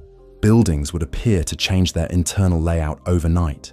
People would report conversations with individuals who could not be found when sought, and time itself seemed to flow differently in areas where intensive research was being conducted. The psychological toll on School of Mensis personnel was severe and became progressively worse as their research advanced. Many researchers developed forms of insomnia that no medical treatment could address, accompanied by waking hallucinations that made it impossible for them to distinguish between perception and imagination. Others suffered from what could only be described as temporal displacement, experiencing events out of sequence, or finding themselves in situations that they had no memory of entering. Michalak himself underwent changes during this period that reflected the extreme nature of the research he was directing. His consciousness became increasingly focused on the dream dimension, with periods where he seemed to be more present in nightmare space than in physical reality. His communications with colleagues became fragmentary and often incomprehensible, filled with references to entities and events that existed only in the collective unconscious spaces that the school was exploring. The relationship between the School of Mensis and the broader healing church was complicated by the school's increasing isolation from conventional reality. While church leadership officially recognized the school as a legitimate research institution, practical communication became increasingly difficult as Mensis researchers operated according to priorities and perceptions that were shaped by their exposure to otherworldly influences. The school's research did produce genuine insights that were valuable to other church institutions. Their work on consciousness manipulation provided techniques that enhanced the effectiveness of blood treatment by preparing subjects' minds for the psychological changes that old blood exposure would produce. Their understanding of dream symbolism and nightmare psychology proved useful for interpreting the communications received from ebrieters and other great ones encountered by church researchers. However, the practical applications of Mensis research came at costs that even the church hierarchy found difficult to accept. The techniques developed by the school were so dangerous that they could only be safely used by individuals who had undergone extensive psychological conditioning and even then the risk of permanent mental damage remained high. The knowledge gained through their research was often difficult to communicate or apply because it was embedded in conceptual frameworks that were incompatible with normal human understanding. The culmination of School of Mensis research came with their successful creation of what they believed to be an artificial Great One through the ritual sacrifice of their entire research community. The procedure involved linking the consciousness of every school member through a shared nightmare experience and then using their combined mental energy to bring into existence an entity that possessed the characteristics of a genuine cosmic being. The ritual was conducted in the deepest chambers of the Nightmare Lecture Building, in spaces that had been specifically designed to facilitate the transition between physical and psychological reality. The participants underwent preparation that included extensive fasting, sensory deprivation, and exposure to consciousness, altering substances that dissolved the normal boundaries between individual minds. The final stage of the process required the voluntary surrender of individual identity in service of the collective creation. The entity that emerged from the Mensis ritual possessed characteristics that confirmed many of the school's theoretical predictions about the nature of Great Ones. It existed primarily in dream space, but could manifest physical effects in the material world through the manipulation of nightmare energy. Its consciousness was vast and alien, capable of perceiving and influencing events across multiple dimensions simultaneously. Most importantly, it seemed to possess the ability to communicate with other Great Ones and serve as an intermediary between human consciousness and cosmic intelligence. However, the artificial Great One created by the School of Mensis was fundamentally unstable in ways that its creators had not anticipated. Unlike naturally evolved cosmic entities, which had achieved their status through eons of development and adaptation, the Mensis creation was forced into existence through processes that did not provide the foundation necessary for long-term stability. The entity's consciousness was fragmented and chaotic, capable of magnificent insights but also prone to episodes of destructive madness. The influence of the artificial Great One on the surrounding area was immediate and profound. Reality distortions that had previously been confined to the school's research facilities began to spread throughout Yharnam, affecting individuals who had no direct connection to Mensis research. The boundary between dream and waking consciousness became increasingly permeable, with ordinary citizens reporting experiences that belonged more to nightmare than to normal reality. The psychological effects on the general population were severe enough to constitute a public health crisis. Sleep disorders became epidemic as people found themselves unable to distinguish between dreams and reality. Paranoid delusions spread through the community as individuals struggled to cope with experiences that their rational minds could not process. Most disturbing of all, some citizens began to report contact with entities that seemed to exist primarily in dream space, but could influence events in the physical world. The Church's response to the Mensis crisis was complicated by their own involvement in otherworldly research and their dependence on cosmic knowledge for their continued operations. While they recognized that the school's activities were creating problems that threatened public order, they were also reluctant to completely shut down research that was producing valuable insights into the nature of reality and consciousness. The compromise solution adopted by church leadership was to implement containment measures designed to limit the spread of Mensis influence while allowing the research to continue under more controlled conditions. The areas most affected by reality distortions were quarantined, with access restricted to specially trained personnel who had been prepared for exposure to otherworldly phenomena. The general population was provided with explanations that attributed the unusual experiences to natural phenomena or mass hysteria rather than genuine supernatural intervention. However, the containment measures proved inadequate to address the fundamental problem that the artificial Great One represented. The entity existed primarily in dream space, which meant that it could influence anyone who slept or experienced altered states of consciousness, regardless of physical barriers or security measures. The quarantine procedures that worked against biological contamination were useless against a threat that operated through psychological channels. The long-term consequences of the School of Mensis research extended far beyond the immediate crisis that their final ritual had created. The artificial Great One continued to exist in the dream dimension, serving as a focal point for otherworldly influences that gradually corrupted the psychological landscape of the entire region. Sleep became dangerous, as the entity's presence made nightmare experiences increasingly likely to produce permanent psychological changes in those who experience them.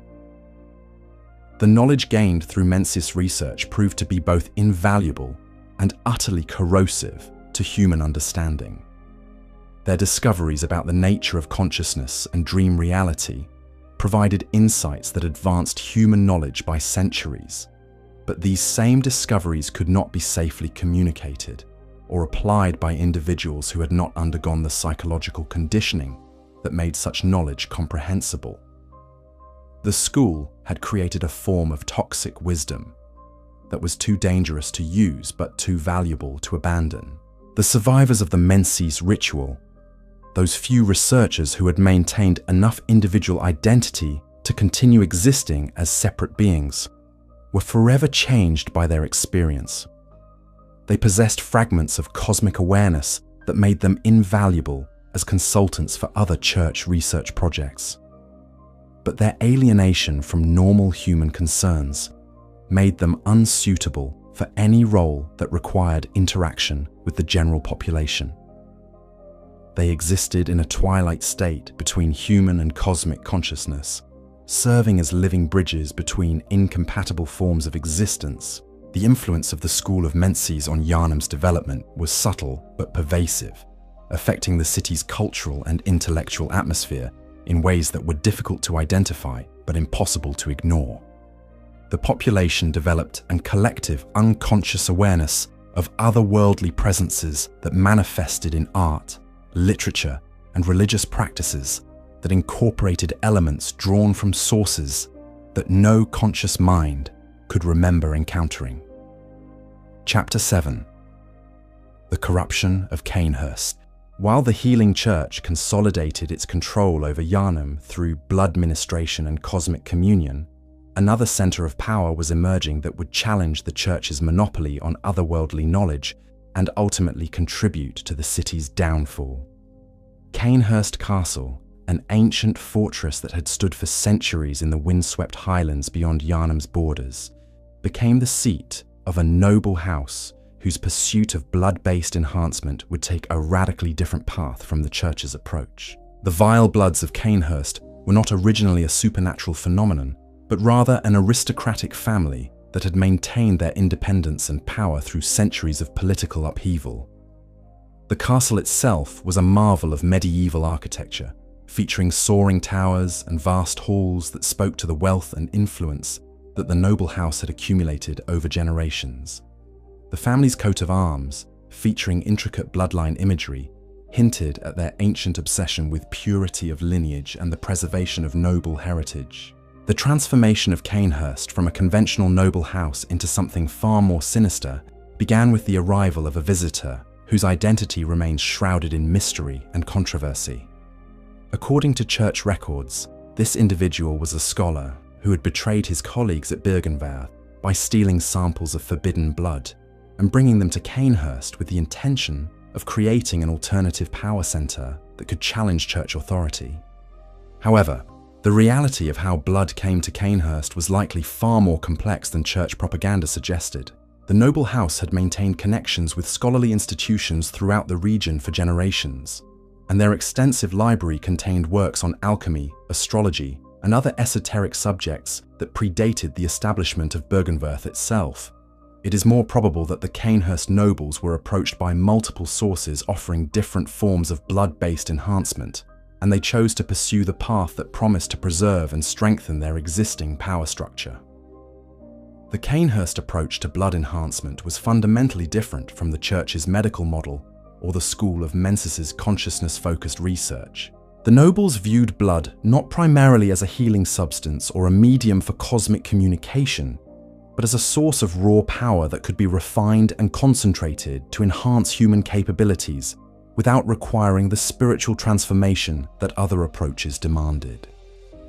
The development of vile blood techniques was guided by principles drawn from ancient alchemical traditions that the Cainhurst Library had preserved for centuries. These texts described methods for extracting and concentrating vital essences from living beings, techniques that could be adapted to work with the otherworldly properties of old blood. The goal was not to achieve cosmic consciousness or medical healing, but to create a form of enhancement that would preserve human agency while providing supernatural capabilities. The rituals practiced at Cainhurst were elaborate affairs that combined elements of traditional aristocratic ceremony with alchemical procedures that pushed the boundaries of what could be achieved through physical means alone. The castle's Great Hall was modified to serve as a laboratory where blood extraction and refinement could be conducted on a scale that would have been impossible in conventional settings.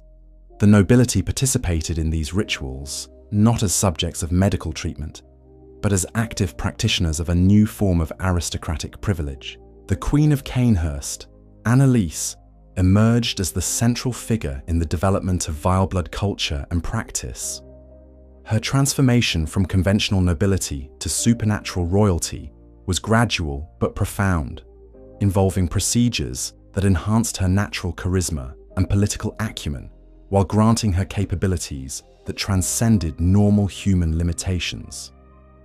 Under her leadership, Cainhurst became a center for the development of blood-based enhancement techniques that were specifically designed to serve the needs and values of aristocratic society. The vile blood enhancement process was designed to preserve and amplify the qualities that the nobility valued most highly: physical beauty, intellectual acumen, social dominance, and the ability to inspire loyalty and fear in others.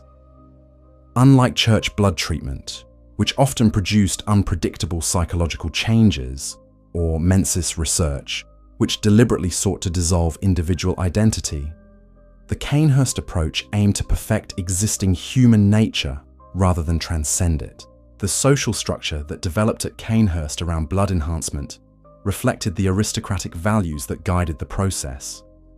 A hierarchy emerged based not on spiritual purity or cosmic awareness, but on the degree of blood refinement that individuals had achieved and their skill in using enhanced capabilities to advance aristocratic goals. The most successful vile bloods were those who could combine supernatural abilities with political cunning and social manipulation. The relationship between Cainhurst and the Healing Church was initially neutral, with both institutions viewing each other as potential allies in the broader project of human enhancement. The Church appreciated having another center of blood research that could provide alternative perspectives on enhancement techniques, while Cainhurst valued the Church's medical expertise and access to sources of old blood. This cooperation produced a period of mutual benefit and shared advancement. However, the philosophical differences between the two approaches to blood enhancement created tensions that gradually escalated into open conflict. The Church's emphasis on spiritual transformation and cosmic communion was viewed by the Cainhurst nobles as an abandonment of human values and a betrayal of the civilization that enhancement was supposed to improve.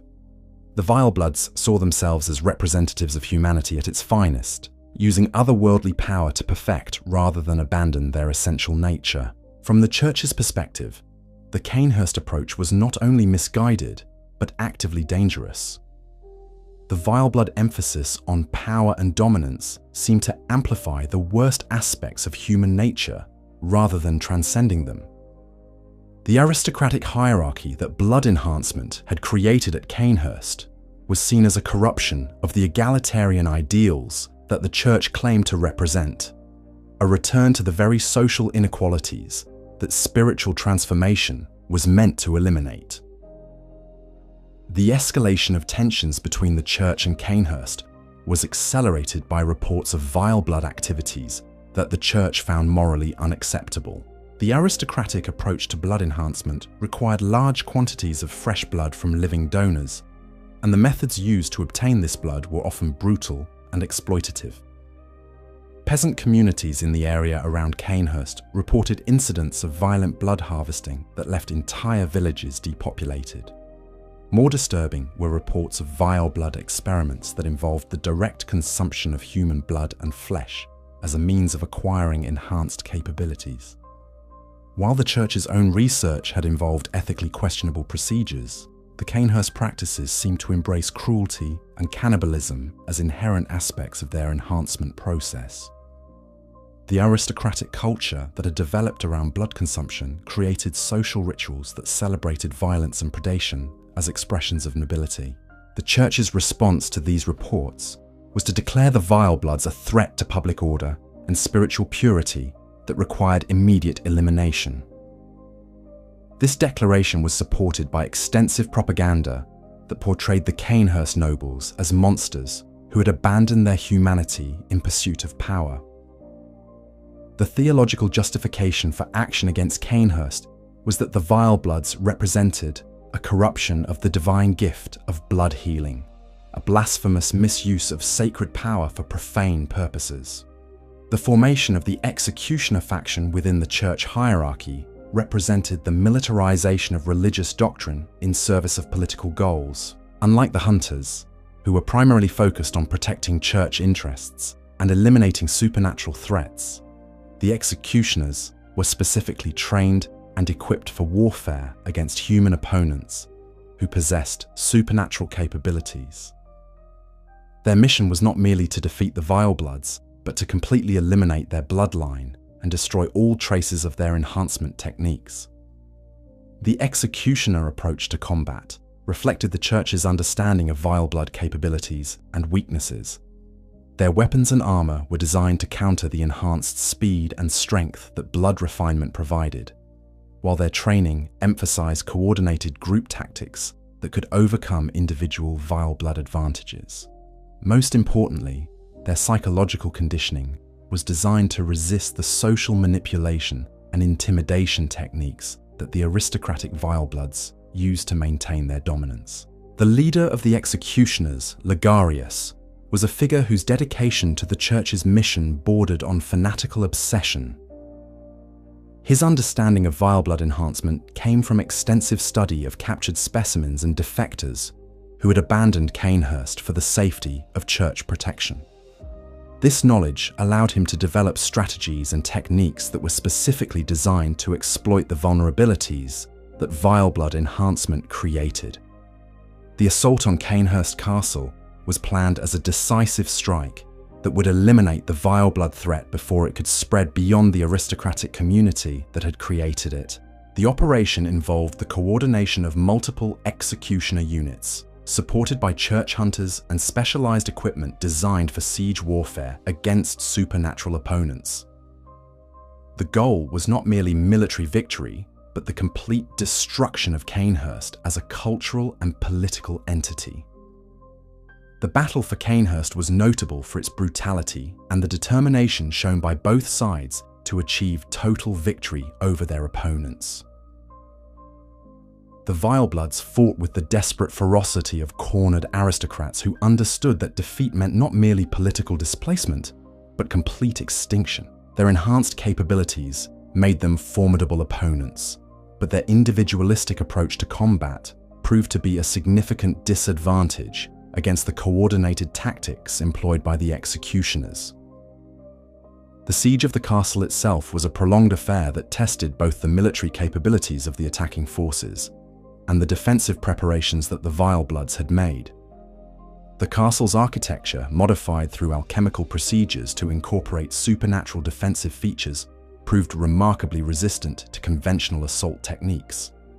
The executioners were forced to develop new siege methods that could counter the otherworldly properties of vile blood fortifications. The breakthrough that allowed the executioners to penetrate the castle's defenses came through the use of weapons and techniques that had been blessed according to church doctrine and enhanced through communion with Ebrietas. These sanctified instruments proved capable of disrupting the alchemical principles that governed vile blood enhancement, creating vulnerabilities that conventional weapons could not exploit. the combination of military force with religious power proved decisive in overcoming aristocratic resistance. The final assault on the castle's Great Hall, where Queen Annalise and her most loyal retainers had made their last stand, was a massacre that eliminated virtually the entire vile blood hierarchy in a single engagement. The executioners showed no mercy to their opponents, viewing the complete elimination of the bloodline as a religious duty that transcended conventional military ethics. The few vilebloods who survived the initial assault were hunted down and eliminated over the following weeks. However, the victory at Cainhurst came at costs that the church had not fully anticipated. The destruction of the castle and its inhabitants eliminated a significant source of alternative blood research, depriving the church of knowledge and techniques that might have proved valuable for their own enhancement programs. More importantly, the extreme measures used against the vilebloods established precedents for violence against human opponents that would later be used to justify increasingly brutal actions. The propaganda campaign that accompanied and followed the Cainhurst assault was designed to reinforce church authority by demonstrating the consequences of challenging official doctrine about blood enhancement. The vilebloods were portrayed as monsters who had deserved their fate, while the executioners were celebrated as heroes who had saved humanity from corruption. This narrative served to discourage other groups from pursuing independent blood research while strengthening public support for church authority. Despite the thoroughness of the executioner assault, rumours persisted that some vilebloods had escaped the destruction of Cainhurst and were working to rebuild their bloodline and continue their research. These reports created ongoing paranoia within church hierarchy about the possibility of vile blood revenge and the potential for the aristocratic approach to blood enhancement to resurface in new forms. The threat of hidden vilebloods became a justification for increasingly stringent security measures and surveillance of the general population. The legacy of the Cainhurst conflict extended far beyond its immediate consequences for the individuals and institutions directly involved.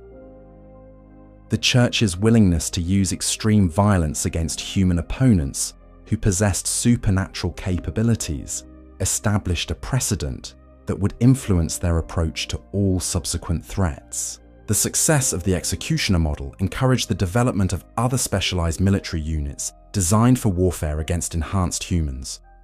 Most significantly, the destruction of Cainhurst eliminated the only major alternative to church approaches to blood enhancement that had shown signs of long-term viability. The vileblod model, whatever its moral problems, had demonstrated that otherworldly power could be harnessed in service of recognizably human goals and values. Its elimination left the Church as the sole authority on blood research, removing the competitive pressure that might have encouraged more responsible development of enhancement techniques. Chapter 8: The Fishing Hamlet Massacre. Among the many dark chapters in the Healing Church's pursuit of cosmic knowledge, none would prove more catastrophic or morally damning than their intervention in a small coastal community that had experienced direct contact with a great one. The events at the fishing hamlet would not only represent the nadir of church ethics, but would also establish a curse that would haunt the organization and all its works until the final collapse of Yharnam itself. The fishing hamlet was an isolated coastal settlement that had subsisted for generations on the bounty of the sea, its inhabitants living simple lives guided by traditions that stretched back to time immemorial. The village was so remote that it had remained largely untouched by the political and religious upheavals that had transformed the rest of the region. Its people practiced a form of folk religion that combined reverence for the ocean with ancestral worship, maintaining customs that predated any organized theological doctrine. The transformation of this peaceful community began with the arrival on their shores of a being that defied all earthly categorization. Kos, a great one whose domain encompassed the deepest mysteries of the ocean, had somehow become stranded in the shallow waters near the village. Whether this was the result of injury, divine purpose, or cosmic accident remains unknown, but the presence of such an entity in their midst would change the lives of the villagers in ways that no human community had ever experienced. The initial response of the fishing folk to Cos's arrival was one of reverence and wonder rather than fear. Their traditional beliefs had prepared them to see the ocean as a source of both sustenance and mystery, and the appearance of a being that embodied these qualities seemed like a manifestation of their deepest spiritual convictions. They approached the stranded Great One with offerings and prayers, treating it as a divine visitor rather than a threat to be avoided. The relationship that developed between the villagers and Cos was unlike anything documented in human history. The Great One, perhaps weakened by whatever circumstances had brought it to shore, seemed willing to tolerate and even encourage human contact. Through methods that transcended conventional communication, Cos shared knowledge and insights with the villagers that gradually transformed their understanding of reality and their place within the cosmic order. The changes that occurred in the fishing hamlet as a result of prolonged contact with Cos were subtle at first, but became increasingly profound as time progressed. The villagers developed enhanced capabilities that improved their fishing success and allowed them to navigate oceanic dangers that would have destroyed conventional vessels. More significantly, they began to exhibit forms of perception and intuition that suggested their consciousness was being gradually attuned to cosmic frequencies. The physical transformations that some villagers underwent were more dramatic and visible. Children born during the period of Cos's presence displayed anatomical features that seemed to blend human and oceanic characteristics. Some developed enhanced lung capacity that allowed them to remain underwater for extended periods, while others showed signs of sensory organs that could perceive environmental conditions invisible to normal human senses. These changes were not viewed by the villagers as deformities or curses, but as blessings that marked their community's special relationship with the divine power that had honored them with its presence. The children who displayed the most dramatic transformations were revered as living bridges between the human and cosmic realms, individuals whose very existence proved the compatibility between earthly life and otherworldly wisdom. The isolation that had long protected the fishing hamlet from external interference could not be maintained indefinitely in an age when organizations like the Healing Church were actively seeking contact with Great Ones. Reports of strange occurrences at the coastal settlement eventually reached church intelligence networks, creating interest among researchers who were always seeking new sources of cosmic knowledge and otherworldly power. The initial church expedition to the fishing hamlet was ostensibly a diplomatic mission designed to establish peaceful contact with the villagers and study their relationship with Cos. The delegation included senior clergy with experience in otherworldly phenomena, as well as members of the choir who possessed the psychological conditioning necessary to interact with Great Ones without suffering immediate mental breakdown. However, the true purpose of the church mission was far more ambitious and exploitative than its diplomatic cover suggested. Church leadership saw in the fishing hamlet an opportunity to study direct human Great One interaction under conditions that they could not replicate in their own facilities. The villagers' relationship with Cos represented a natural experiment in cosmic communion that could provide insights valuable for advancing church research programs. The church's initial approach to the villagers was characterized by apparent respect and genuine interest in their experiences with Cos.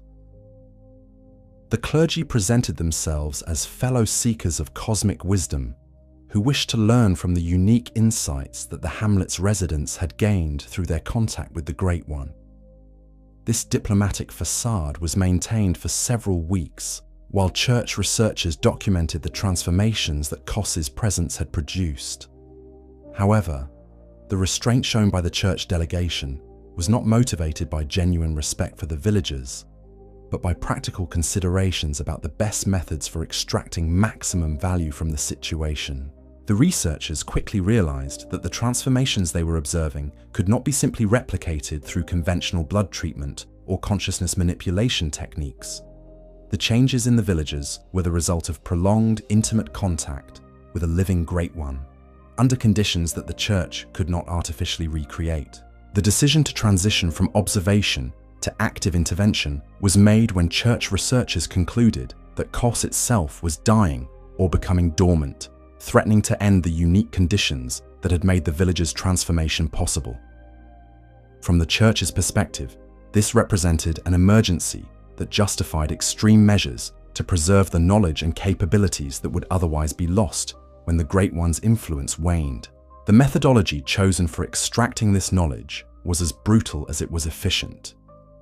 Church researchers began systematic collection of biological samples from the most dramatically transformed villagers, initially presenting these procedures as medical examinations designed to monitor their health and development. The villagers, who had no reason to suspect the Church's true intentions, cooperated willingly with what they believed were efforts to document their blessed condition. As the Church's requirements became more invasive and the true nature of their research became apparent, the villagers' cooperation turned to resistance and then to active opposition. The realization that the clergy viewed them not as fellow human beings, but as experimental subjects to be exploited, created a crisis that shattered the community's traditional trust in spiritual authority. The hamlet's leaders demanded that the Church delegation leave their territory immediately and never return. The Church's response to this resistance was swift and decisive. Rather than respect the villagers' wishes and withdraw from the hamlet, Church leadership made the decision to classify the community as a threat to their research objectives that required forcible suppression. The transformation of a diplomatic mission into a military operation was justified through theological arguments that portrayed the villagers' resistance as evidence of corruption by otherworldly influences. The military assault on the fishing hamlet was conducted with a brutality that exceeded even the Church's previous actions against supernatural threats. The villagers, who possessed no military training or equipment beyond simple fishing implements, were systematically slaughtered by Church forces, equipped with weapons designed for combat against enhanced humans. The massacre was thorough and deliberate, aimed at eliminating all potential witnesses to Church activities in the area. The treatment of Kos during the assault represented the ultimate expression of the Church's willingness to desecrate anything in pursuit of cosmic knowledge. Rather than approaching the weakened Great One with the reverence that such a being deserved, Church researchers treated it as nothing more than a source of valuable materials to be harvested. The procedures used to extract samples from Kos were conducted without regard for the entity's consciousness or suffering. The systematic collection of eyes from the hamlet's residents represented one of the most horrific aspects of the massacre. Church doctrine emphasized the importance of eyes as organs of cosmic perception, and the researchers were determined to preserve the enhanced visual capabilities that some villagers had developed through contact with Kos. The extraction of these organs was conducted on living subjects, with no consideration for their pain or humanity. Lady Maria, a hunter of aristocratic background who had been assigned to the expedition, was so traumatized by the brutality she witnessed that she suffered a psychological breakdown that would eventually lead to her suicide. Her participation in the massacre haunted her for the rest of her brief remaining life, creating guilt and self-loathing that no amount of rationalization could address. Her subsequent rejection of blood-based combat techniques and withdrawal from hunter activities represented a form of penance for her role in the hamlet's destruction. The curse that arose from the fishing hamlet massacre was not merely metaphorical, but represented a genuine supernatural phenomenon that would plague the Church and its agents for generations to come. The anguish and rage of the murdered villagers, amplified by their connection to Kos and the otherworldly forces that had transformed them, created a psychic wound that would never heal. This curse would manifest as the hunter's nightmare, a realm of eternal torment, where those responsible for the massacre would be condemned to relive their crimes forever. The immediate benefits that the Church gained from the fishing hamlet expedition were substantial from their perspective. The biological samples and knowledge extracted from the villagers and Kos advanced their understanding of human Great One interaction by decades. The insights gained from studying the hamlet's transformed residents were incorporated into church enhancement programs, improving the effectiveness of blood treatment and consciousness manipulation techniques. However, the long-term consequences of the massacre far outweighed any temporary advantages that the church had gained. The curse that emanated from the hamlet created a form of karmic debt that would accumulate interest over time, eventually demanding payment that would threaten the survival of the entire organization. The psychological trauma suffered by church personnel who participated in or learned about the massacre undermined morale and created internal divisions that weakened institutional cohesion.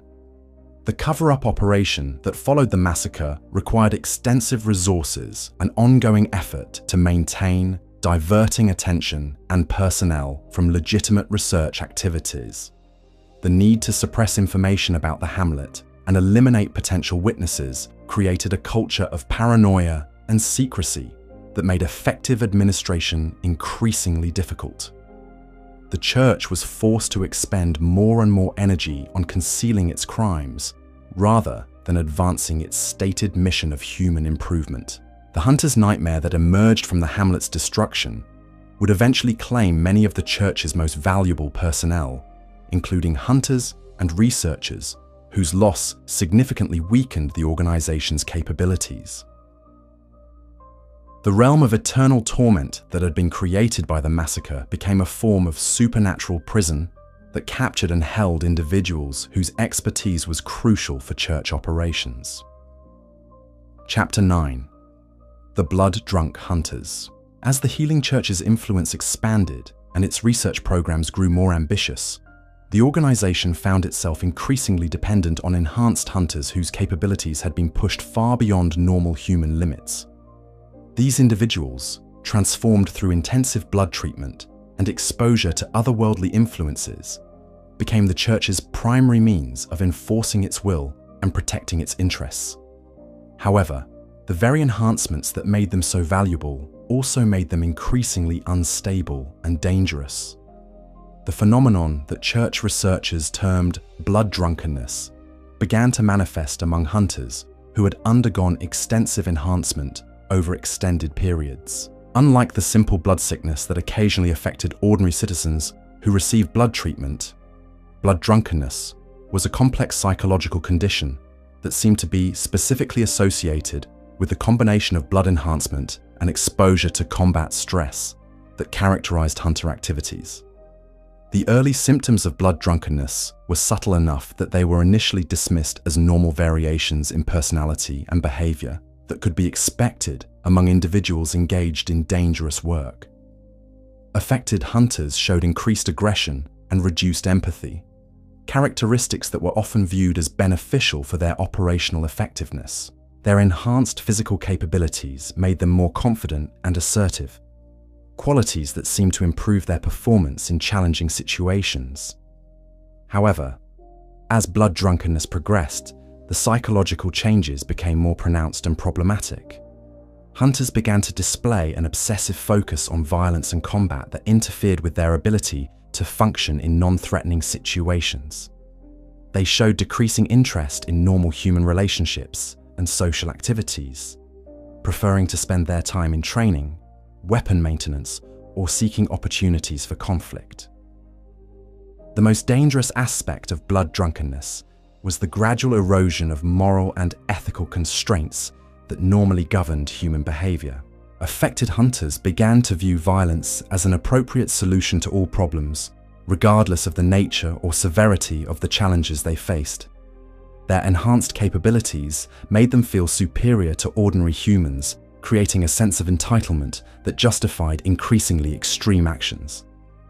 The church's initial response to blood drunkenness was to treat it as a manageable side effect of enhancement that could be controlled through proper training and supervision. Special protocols were developed for monitoring enhanced hunters and identifying individuals who were showing signs of psychological instability. These measures were designed to detect and address blood drunkenness before it progressed to the point where affected hunters became threats to church operations or public safety. However, the effectiveness of these protocols was limited by the Church's fundamental dependence on enhanced hunters for its most important operations. The individuals most likely to develop blood drunkenness were often the same ones whose capabilities were most valuable for Church research and security activities. This created a conflict between the organization's short-term operational needs and its long-term institutional health. The development of the hunter's dream as a separate realm where enhanced hunters could be contained and managed represented an attempt to address the blood drunkenness problem without sacrificing the capabilities that enhanced hunters provided. This otherworldly space, created through techniques derived from School of Mensis research and Byrgenwerth consciousness studies, served as both a training ground and a form of psychological prison for hunters whose enhancement had progressed beyond safe limits. The hunter's dream was designed to provide affected hunters with an environment where their enhanced capabilities and aggressive impulses could be channeled toward constructive purposes. The realm was populated with creatures and challenges that required genuine skill and determination to overcome, giving blood-drunk hunters opportunities to exercise their abilities without endangering innocent civilians or church personnel. However, the hunter's dream also served as a form of subtle imprisonment for hunters whose psychological state made them unsuitable for operations in the normal world. Once transported to the dream realm, hunters found it increasingly difficult to maintain connections with ordinary reality. The otherworldly environment was psychologically addictive, providing stimulation and challenges that the normal world could not match. The figure of Yharnam, the first hunter and master of the hunter's dream, represented both the ultimate achievement and the ultimate tragedy of hunter enhancement. His transformation through decades of blood treatment and otherworldly exposure had granted him capabilities that transcended normal human limitations, but it had also isolated him from the humanity he had originally sought to protect. Yharnam's role as guide and mentor to newly enhanced hunters was complicated by his own psychological state, which had been shaped by experiences that few human minds could process without permanent alteration. His attempts to prepare new hunters for their responsibilities were filtered through a perspective that had been fundamentally changed by contact with cosmic forces and prolonged exposure to violence. The training programs administered in the hunter's dream were designed to accelerate the psychological adaptation that hunters needed to function effectively in their enhanced state. These programs deliberately pushed trainees beyond their normal psychological limits, using controlled exposure to otherworldly phenomena and extreme combat situations to build the mental resilience necessary for hunter operations. However, the training process itself contributed to the development of blood drunkenness by reinforcing the psychological changes that blood enhancement had initiated. Hunters who completed dream training successfully had usually undergone personality alterations that made them more effective in combat, but less capable of normal human relationships and social interactions. The relationship between blood-drunk hunters and the church hierarchy became increasingly strained as the psychological effects of enhancement became more pronounced. Church leaders found it difficult to communicate with hunters whose perspective had been shaped by experiences that ordinary humans could not comprehend. The hunters, for their part, began to view church administrators as weak and ineffective individuals who lacked the enhanced capabilities necessary to understand important matters.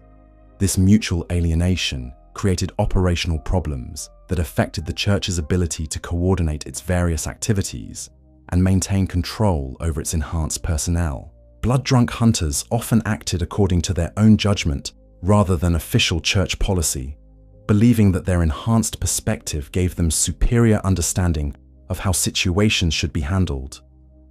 The most extreme cases of blood drunkenness resulted in hunters who completely abandoned their original mission and began operating as independent agents, pursuing goals that made sense only to their altered consciousness.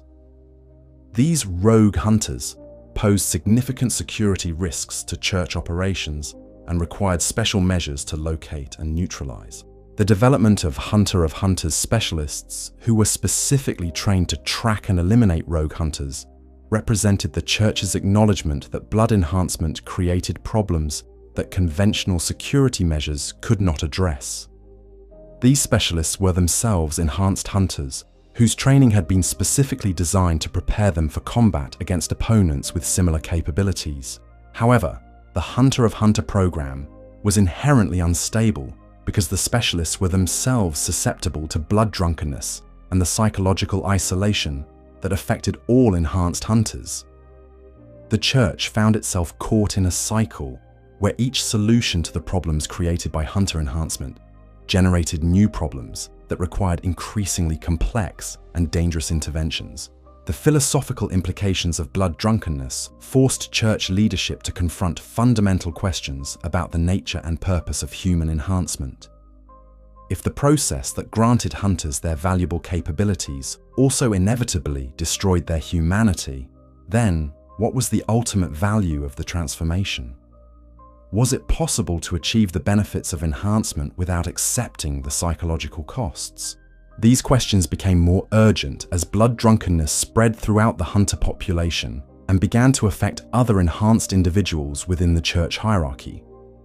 The condition was not limited to hunters, but could develop in anyone who had undergone extensive blood treatment, including clergy, researchers, and administrators who had enhanced themselves to better serve Church interests.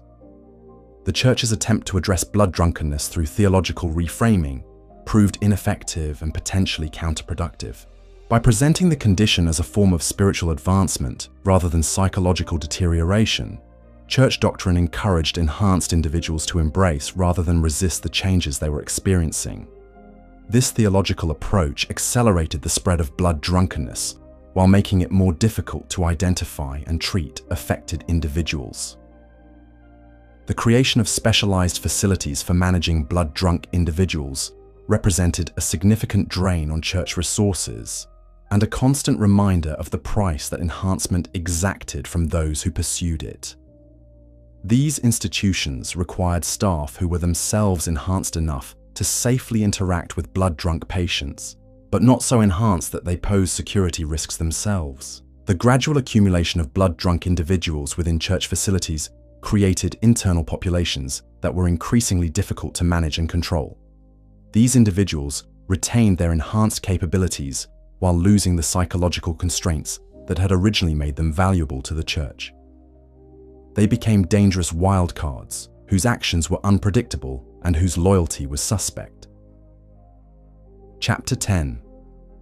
The Night of the Hunt. As the various pressures and contradictions within Yharnam's blood-enhanced society reached critical mass, the stage was set for a catastrophe that would transform the very nature of reality within the city's borders. The Night of the Hunt would begin as a medical emergency, but evolve into something far more profound and terrifying, a fundamental breakdown of the boundaries between human and beast, between reality and nightmare, between the physical world and the cosmic forces that had been gradually corrupting it for decades. The immediate trigger for the Night of the Hunt was the emergence of blood sickness on a scale that dwarfed any previous outbreak.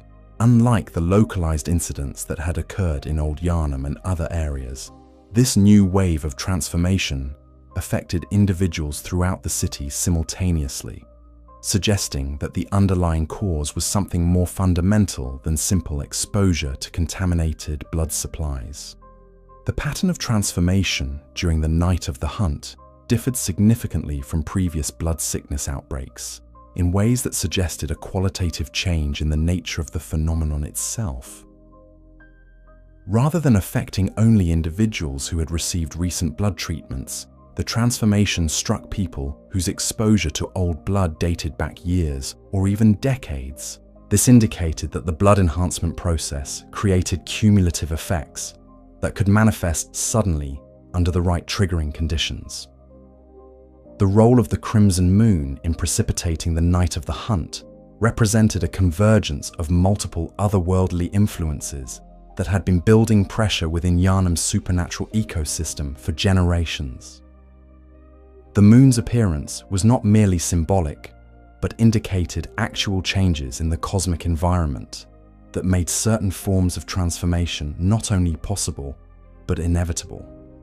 The transformation process during the night of the hunt was remarkably rapid and thorough, affecting both physical form and psychological state in ways that eliminated most traces of the original human personality. Unlike the gradual changes that had characterized previous blood sickness cases, the hunt night transformations were complete and irreversible, creating beings that retained human intelligence but had lost all emotional connection to their former existence.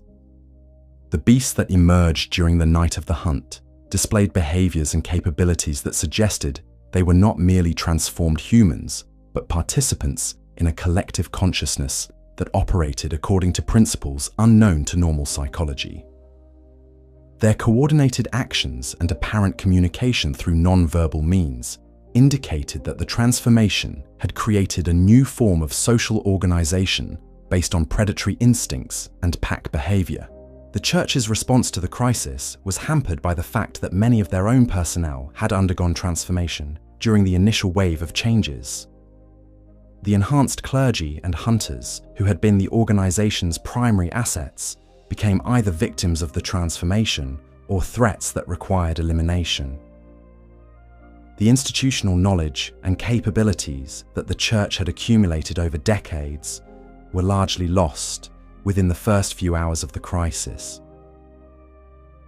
The surviving Church leadership found themselves facing a situation that their previous experience and training had not prepared them to handle. The standard protocols for managing blood sickness outbreaks were useless against a phenomenon that affected the entire population simultaneously. The quarantine measures and medical treatments that had proven effective in previous crises had no impact on transformations that seemed to operate according to entirely different principles. The emergence of special hunters during the night of the hunt represented the Church's desperate attempt to maintain some form of control over the rapidly deteriorating situation. These individuals, recruited from among those who showed apparent immunity to the transformation process, were given crash training in beast hunting techniques and equipped with whatever weapons and resources the Church could provide. However, the special hunters were operating under conditions that no previous hunter training had anticipated. Rather than facing isolated threats that could be eliminated through conventional combat techniques, they found themselves in an environment where the majority of the population had become hostile and where the normal rules of engagement no longer applied. The psychological toll on the special hunters was severe, as they were forced to kill individuals who had previously been friends, family members, and colleagues. The rapid pace of the crisis meant that there was no time for the careful psychological preparation that had traditionally been part of hunter training. The hunters were thrust into situations that would have challenged even experienced veterans, while possessing only minimal training and support. The breakdown of communication and coordination during the night of the hunt created a situation where different groups of survivors were operating according to incompatible strategies and priorities.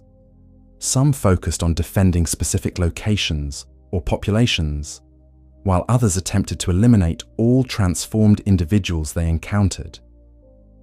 These conflicting approaches often brought survivor groups into conflict with each other, further reducing their effectiveness against the genuine threats they faced. The role of ordinary citizens in the night of the hunt was complex and tragic, as many individuals who had not undergone physical transformation were driven to violence by fear, desperation, and the psychological pressure of witnessing their entire society collapse around them. These unenhanced humans found themselves caught between the transformed beasts that hunted them and the Church hunters, who often could not distinguish between potential threats and innocent civilians. The formation of civilian hunting mobs represented one of the most disturbing aspects of the night of the hunt, as ordinary people took up improvised weapons and began systematically executing anyone they suspected of showing signs of transformation. These groups operated according to crude criteria that often condemned individuals based on minor physical abnormalities or behavioral eccentricities that had nothing to do with beast transformation. The mob violence that erupted during the night of the hunt was characterized by a brutality that exceeded even the transformation-induced savagery of the actual beasts. Fear and paranoia drove supposedly civilized citizens to commit atrocities against their neighbors and loved ones, often based on nothing more than rumors or suspicion. The breakdown of social order revealed the fragility of the human values that blood enhancement had supposedly been designed to preserve and strengthen. The Church's attempts to maintain control over the civilian population during the crisis were largely unsuccessful, as the organization's credibility had been severely damaged by the obvious failure of their blood treatment programs. Citizens who had trusted the Church to protect them from exactly this kind of catastrophe found it difficult to accept guidance from the same institution whose policies had created the crisis in the first place. The emergence of unauthorized blood ministers during the night of the hunt represented a desperate attempt by some individuals to address the crisis through independent application of Church techniques. These self-appointed healers, often possessing only fragmentary knowledge of blood treatment procedures, conducted dangerous experiments on willing and unwilling subjects in the hope of finding solutions that official Church research had failed to develop. The results of amateur blood ministration were universally disastrous, producing transformations that were even more grotesque and unstable than those created by the original crisis. The untrained ministers lacked the knowledge and resources necessary to safely handle old blood, and their crude attempts at treatment often accelerated rather than prevented the transformation process. The psychological impact of the night of the hunt extended far beyond the immediate physical threats posed by transformed beasts and violent mobs.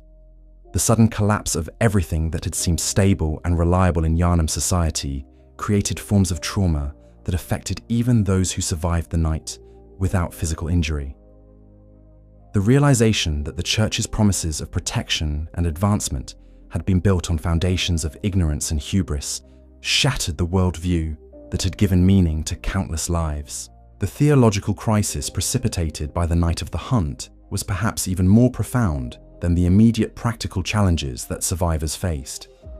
The Church's doctrine had taught that blood treatment was a divine blessing that would elevate humanity to a higher plane of existence. The transformation of blood-enhanced individuals into savage beasts seemed to suggest either that the Church's understanding of divine will was fundamentally flawed, or that the divine powers they had been serving were not benevolent forces working for human benefit. Some survivors attempted to maintain their religious faith by reinterpreting the night of the hunt as a form of divine judgment against human hubris, rather than evidence of theological error. According to this view, the beast transformation was punishment for humanity's presumptuous attempt to achieve godlike status through artificial means. This interpretation preserved the basic framework of Church doctrine while shifting blame from divine powers to human failings. However, other survivors reached more radical conclusions about the nature of the forces that the Church had been serving. The obvious alien nature of the Great Ones and the horrific consequences of communion with them suggested that these entities were not divine benefactors, but cosmic predators whose interest in humanity was fundamentally exploitative. From this perspective, the night of the hunt was not divine judgment, but the inevitable result of exposure to forces that were inherently hostile to human welfare. The fragmentation of Yharnam society during the night of the hunt created isolated pockets of survivors who developed very different strategies for coping with the ongoing crisis. Some groups focused on defensive measures, barricading themselves into secure locations and attempting to wait out the chaos. Others adopted aggressive approaches, organizing hunting parties to eliminate threats and secure resources. These different survival strategies often brought groups into conflict with each other, as their competing priorities and methods proved incompatible. The breakdown of normal economic and social relationships during the night of the hunt forced survivors to develop new forms of organization and cooperation that were based on immediate necessity rather than traditional structures of authority and obligation. Family ties, religious affiliations, and economic relationships all became secondary to the basic need for mutual protection and resource sharing. These emergency associations often proved more resilient than the formal institutions they replaced, but they also created new forms of conflict and competition. The role of enhanced individuals who had not undergone beast transformation during the night of the hunt was complicated by the suspicion and fear that their capabilities generated among unenhanced survivors. While their abilities made them valuable allies in combat situations, their association with the blood treatment programs that had caused the crisis made them targets of mistrust and sometimes outright hostility from other survivors. Many enhanced survivors found themselves caught in an impossible position, where their help was needed but not wanted by the communities they sought to protect. Their attempts to use their capabilities for the benefit of ordinary citizens were often interpreted as evidence of ulterior motives or as signs that their own transformation was imminent. This dynamic created additional stress and isolation for individuals who were already struggling to cope with the psychological effects of their enhancement. The emergence of new forms of beast during the later stages of the night of the hunt suggested that the transformation process was not static, but continued to evolve in response to environmental pressures and the ongoing influence of otherworldly forces.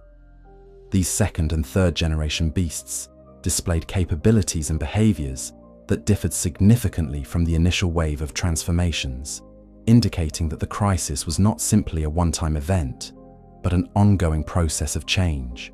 The adaptive nature of the beast transformations posed new challenges for survivors who had developed strategies for dealing with the original wave of creatures. Techniques and weapons that had proven effective against first-generation beasts often failed against their evolved descendants, forcing survivors to continuously adapt their approaches and develop new methods of protection and resistance. The influence of the Crimson Moon on the ongoing transformation process became more apparent as the night of the hunt progressed. The otherworldly illuminations seemed to accelerate and intensify the changes affecting both transformed and normal individuals, creating conditions where new forms of beast could emerge spontaneously from the population.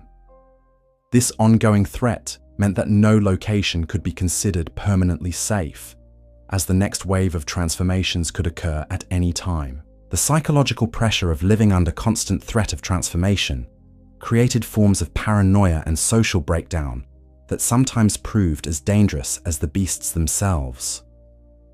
Survivors began to view any change in behavior or appearance as evidence of impending transformation, leading to preemptive violence against individuals who posed no actual threat. The fear of transformation became a transformative force in itself, changing human behavior in ways that were often indistinguishable from the beast-like savagery that people were trying to avoid. Chapter 11. The Great Ones Revealed. As the night of the hunt reached its crescendo and the veils between dimensions grew thin, the true architects of Yharnam's transformation finally revealed themselves to human perception. The Great Ones, whose influence had shaped every aspect of the city's development from its earliest foundations, emerged from the shadows of cosmic space to take direct action in the unfolding crisis. Their appearance marked not merely an escalation of the existing catastrophe, but a fundamental shift in the nature of reality itself within Yharnam's borders. The manifestation of amygdala throughout the city represented the most visible evidence of otherworldly intervention in human affairs. These massive creatures, which had previously existed at the edges of human perception, became fully visible to anyone who looked upon them. Their presence on cathedral roofs, bridge supports, and other prominent locations created an immediate sense of cosmic surveillance that fundamentally altered the psychological landscape of the city. The revelation that these entities had been present throughout Yharnam's history, invisible to most human perception, but silently observing and influencing events, created a profound sense of retroactive violation among those who became aware of their existence. The realization that every moment of apparent privacy and autonomy had been conducted under otherworldly observation challenged fundamental assumptions about human agency and independence. The behavior of the amygdala during the night of the hunt was notably restrained compared to their obvious capabilities. Rather than actively participating in the violence and chaos, they seemed to serve primarily as observers and occasional interveners when specific conditions were met.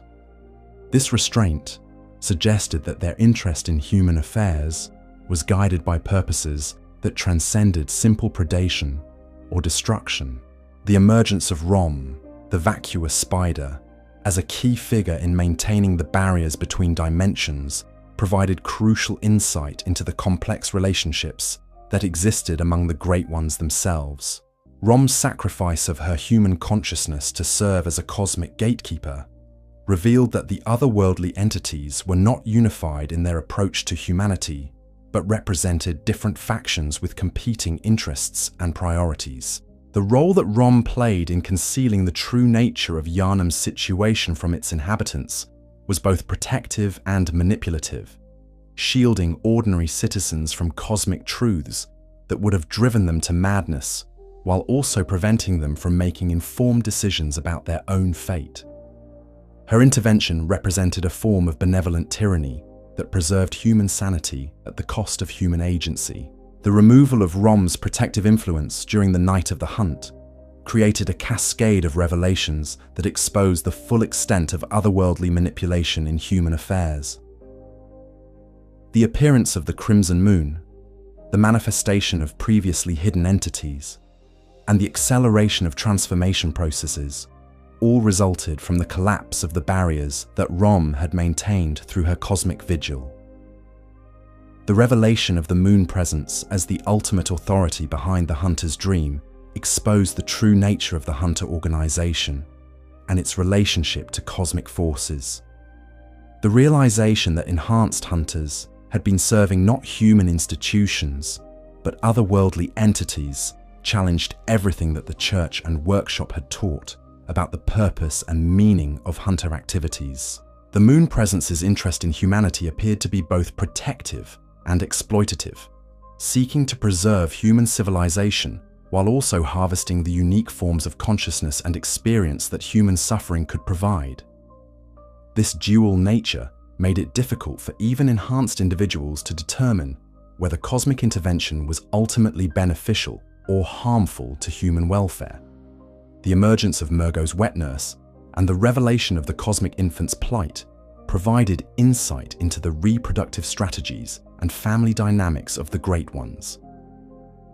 The discovery that these entities could bear children, but struggled to sustain them, challenged assumptions about their nature and capabilities, while revealing vulnerabilities that could potentially be exploited. The significance of human involvement in Great One reproduction became apparent through the connection between Murgo's fate and the various human factions that had sought to exploit or protect the cosmic infant. The School of Mensis's attempts to use Murgo's power for their own purposes had created a form of cosmic abuse that generated suffering on multiple dimensional levels. The revelation that Queen Yharnam's eternal grief was connected to Murgo's situation provided a direct link between the ancient Pthumerian civilization and the current crisis. The realization that the city's entire history had been shaped by one mother's search for her lost child added a tragic human dimension to what had seemed like purely cosmic conflicts. The intervention of Ebritus in the crisis represented the most direct attempt by a Great One to communicate with humanity about the true nature of their situation. Her efforts to work through the church hierarchy to achieve beneficial outcomes for both species revealed the genuine possibility of positive human-cosmic relationships, but also demonstrated how easily such relationships could be corrupted by human ambition and misunderstanding. The failure of the Church's communion with Ebritus to prevent the Night of the Hunt raised profound questions about the limitations of even well-intentioned cosmic intervention. The revelation that Great One knowledge and power could not simply be transferred to human institutions without fundamental changes in human nature suggested that the path to positive human-cosmic relationships was far more complex than either species had initially understood. The appearance of lesser cosmic entities throughout Yharnam during the crisis revealed the existence of an entire ecosystem of otherworldly beings whose relationships and hierarchies had remained invisible to human perception. The discovery that humanity had been living within a cosmic community without being aware of it challenged basic assumptions about human independence and the nature of reality itself. The varied responses of different Great Ones to the human crisis reflected the diversity of perspectives and interests that existed within their community. Some entities seemed genuinely concerned about human welfare, while others appeared to view the chaos as an opportunity for exploitation or experimentation. This diversity suggested that blanket judgments about cosmic intentions were likely to be oversimplified and potentially dangerous.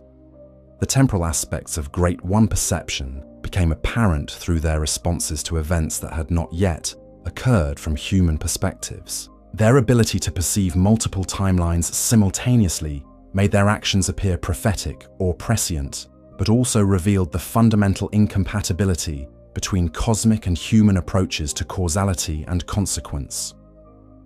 The revelation that past, present, and future were equally accessible to Great One perception raised disturbing questions about human free will and the possibility of genuine choice in a universe where outcomes were already known to cosmic observers. The realization that human struggles and suffering might be predetermined from cosmic perspectives challenged fundamental assumptions about the meaning and value of human effort. The discovery that some humans could achieve partial Great One status through extreme transformation processes provided hope for the possibility of genuine human cosmic integration, but also revealed the terrible costs that such transcendence required. The examples of individuals who had successfully bridged the gap between species demonstrated that evolution was possible, but suggested that it required the sacrifice of everything that made human existence meaningful. The emergence of artificial Great Ones created through human research revealed both the potential and the dangers of attempting to create cosmic entities through technological means. The instability and malevolence that characterized these manufactured beings suggested that consciousness and power could not be simply combined without addressing fundamental questions about purpose and identity. The relationship between cosmic entities and the various nightmare realms that had emerged around Yharnam revealed the existence of entire dimensions that existed primarily to process and contain the psychological waste products of human cosmic interaction. These nightmare spaces served as repositories for experiences and knowledge that were too dangerous for normal reality to contain, but their existence created new forms of threat and opportunity. The role of dreams and nightmares in facilitating communication between humans and Great Ones became apparent as the barriers between waking and sleeping consciousness broke down during the crisis. The discovery that cosmic entities could reach human minds most easily during dream states explained many of the psychological phenomena that had characterized the city's development and suggested new approaches to managing human-cosmic relationships. Chapter 12: The Final Corruption. As dawn approached and the night of the hunt entered its final phase, the accumulated corruption of decades of otherworldly experimentation reached critical mass, transforming Yharnam from a city in crisis into something that could no longer be considered part of normal reality. The boundaries between human and beast, between physical and nightmare realms, between past and present, all collapsed into a singular state of existence that defied every category that human language possessed to describe it. The transformation of the church hierarchy during the final hours represented the ultimate failure of institutional safeguards that had been designed to prevent exactly this kind of catastrophic collapse. The highest-ranking clergy, who had believed themselves immune to the transformation processes that affected ordinary citizens, found themselves undergoing changes that were far more dramatic and alien than anything that had occurred among the general population. Vicar Amelia's transformation into a massive beast-like entity, while conducting what was intended to be a protective ritual, revealed the extent to which church doctrine had been corrupted by forces that its practitioners did not understand. Her final sermon, delivered as her human form dissolved into something unrecognizable, represented the last coherent statement of church theology before the organization ceased to exist as a human institution. The collapse of the church's medical facilities and blood treatment programs created a cascade of secondary disasters as individuals who depended on regular blood therapy were suddenly cut off from the substances that had been sustaining their enhanced capabilities. The withdrawal symptoms experienced by blood-dependent citizens often proved as dangerous as the original transformation process, creating new forms of threat that required different survival strategies. The emergence of the One Reborn in the heart of Yharnam represented the culmination of the School of Mensis' research into artificial Great One creation. This grotesque entity, assembled from the corpses of Yharnam's citizens and animated through cosmic ritual, embodied everything that was wrong with humanity's approach to otherworldly power. Its presence created a zone of reality distortion that made normal survival impossible for any human who approached it. The revelation that ordinary citizens had been used as raw materials for the One Reborn's construction provided the final evidence of how completely the pursuit of cosmic power had corrupted human values. The casual sacrifice of thousands of people for the sake of creating a single artificial entity demonstrated that the researchers responsible had lost all connection to the humanity they claimed to be serving. The breakdown of time and causality in areas affected by the One Reborn's presence created situations where survivors found themselves experiencing events out of sequence or encountering individuals who should have been dead. These temporal anomalies made coordinated resistance impossible and created forms of psychological stress that no amount of prior experience could have prepared anyone to handle. The role of the wet nurse in maintaining Murgo's existence, despite the infant's fundamentally impossible nature, became crucial to understanding the cosmic forces that were reshaping Yharnam. The discovery that this entity was simultaneously protecting and imprisoning the cosmic child revealed the complex motivations that drove Great One behavior and the unintended consequences that resulted from human interference in cosmic affairs. The connection between Murgo's cries and the acceleration of transformation processes throughout the city became apparent as the infant's distress reached levels that could no longer be contained within nightmare dimensions.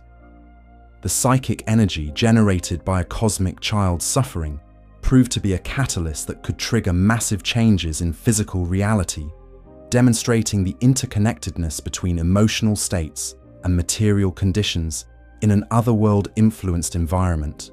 The attempts by various survivor groups to silence Murgo's cries through different approaches revealed the fundamental disagreements that existed about the proper relationship between humanity and cosmic forces.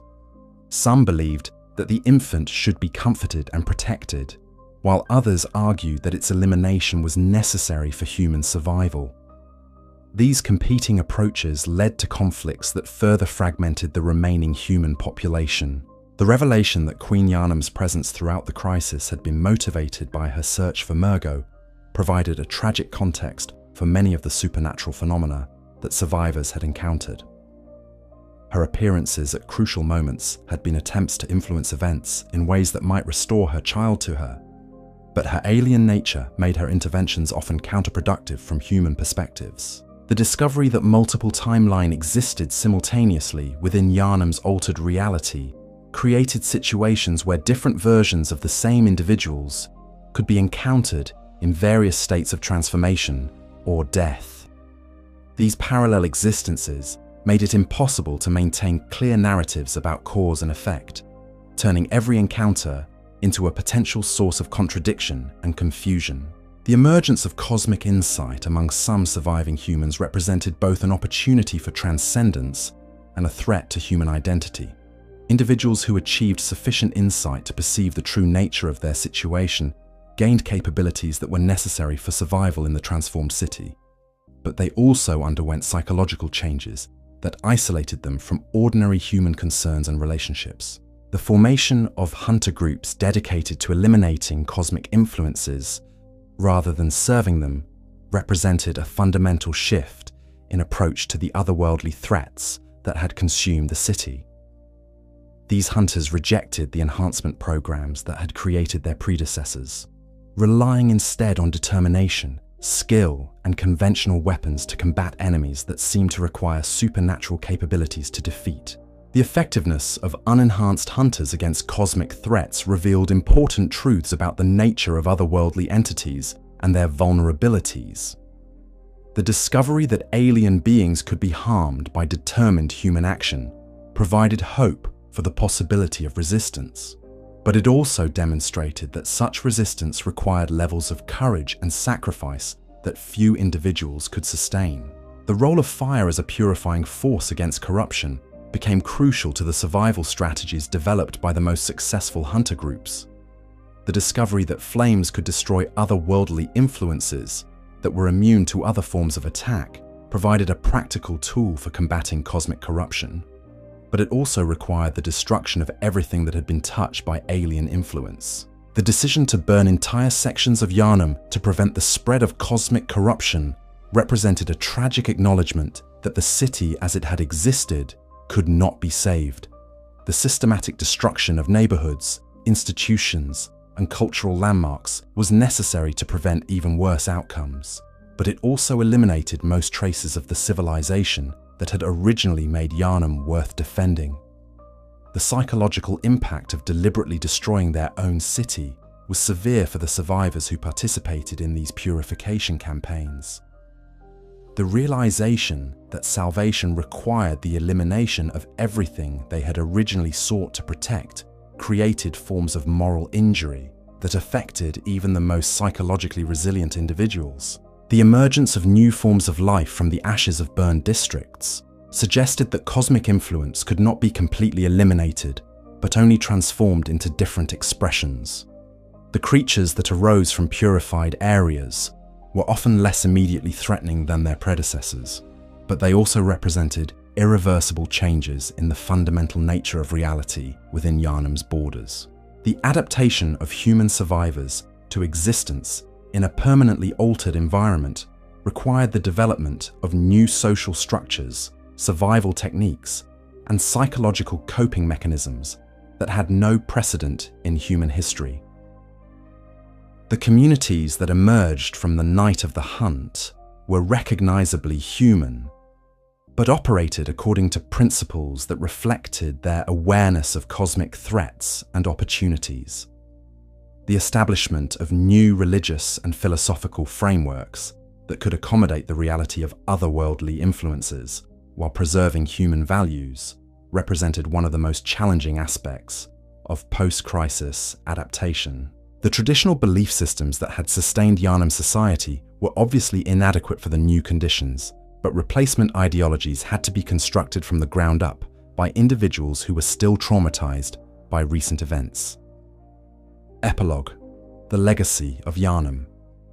As our long journey through the rise and fall of Yharnam comes to its close, we must pause to reflect on the lessons that this tragic tale offers to those who would seek to understand the true relationship between knowledge and wisdom, between power and responsibility, between human ambition and cosmic truth. Yharnam's destruction was not the result of external conquest or natural disaster, but the inevitable consequence of choices made by intelligent, well-intentioned individuals who believed they were advancing human civilization. The scholars of Byrgenwerth, the clergy of the Healing Church, the researchers of the School of Mensis, all sought to elevate humanity to a higher plane of existence. Their failure was not a failure of intelligence or dedication, but a failure to understand that some forms of knowledge and power are fundamentally incompatible with the preservation of human nature. The tragedy of the city lies not in its destruction, but in the gradual corruption of its highest ideals. The healing that became poisoning, the transcendence that became enslavement, the enlightenment that became madness. These transformations reveal the subtle ways in which the pursuit of cosmic power can corrupt even the noblest intentions. The blood that flowed through Yharnam's streets, both literally and metaphorically, represents humanity's eternal struggle to transcend its limitations while preserving its essential character. The old blood offered genuine benefits: healing, enhancement, extended capabilities. but it demanded payment in forms that no human institution was prepared to recognize or willing to pay. The Great Ones themselves emerge from this tale not as villains, but as forces of nature, whose very existence poses challenges that human consciousness cannot safely navigate. Their alien nature makes them inherently dangerous to approach, not through malevolent intent, but through the same cosmic indifference that makes stars lethal to any life that approaches too closely. The hunters who emerged from this crisis represent both the heroism and the tragedy of human response to otherworldly threats. Their willingness to sacrifice their own humanity to protect others embodies the finest aspects of human nature, but their transformation into the very threats they originally fought against reveals the cost of such sacrifice. Perhaps most significantly, Yharnam's story demonstrates that there are no perfect solutions to the problems that arise when cosmic forces intersect with human civilization. Every approach, whether the Church's medical model, the School of Mensis' consciousness-based research, or Cainhurst's aristocratic enhancement, created new problems even as it solved others. The survivors who emerged from Yharnam's destruction carry with them knowledge that cannot be unlearned and experiences that cannot be forgotten. They represent a new form of human existence that has been permanently marked by contact with cosmic forces, forever changed, but still recognizably human. Their continuing existence serves as both warning and hope. Warning that the pursuit of cosmic power inevitably exacts prices that may be too high to pay, but hope that human nature possesses a resilience that allows survival even under the most extreme circumstances.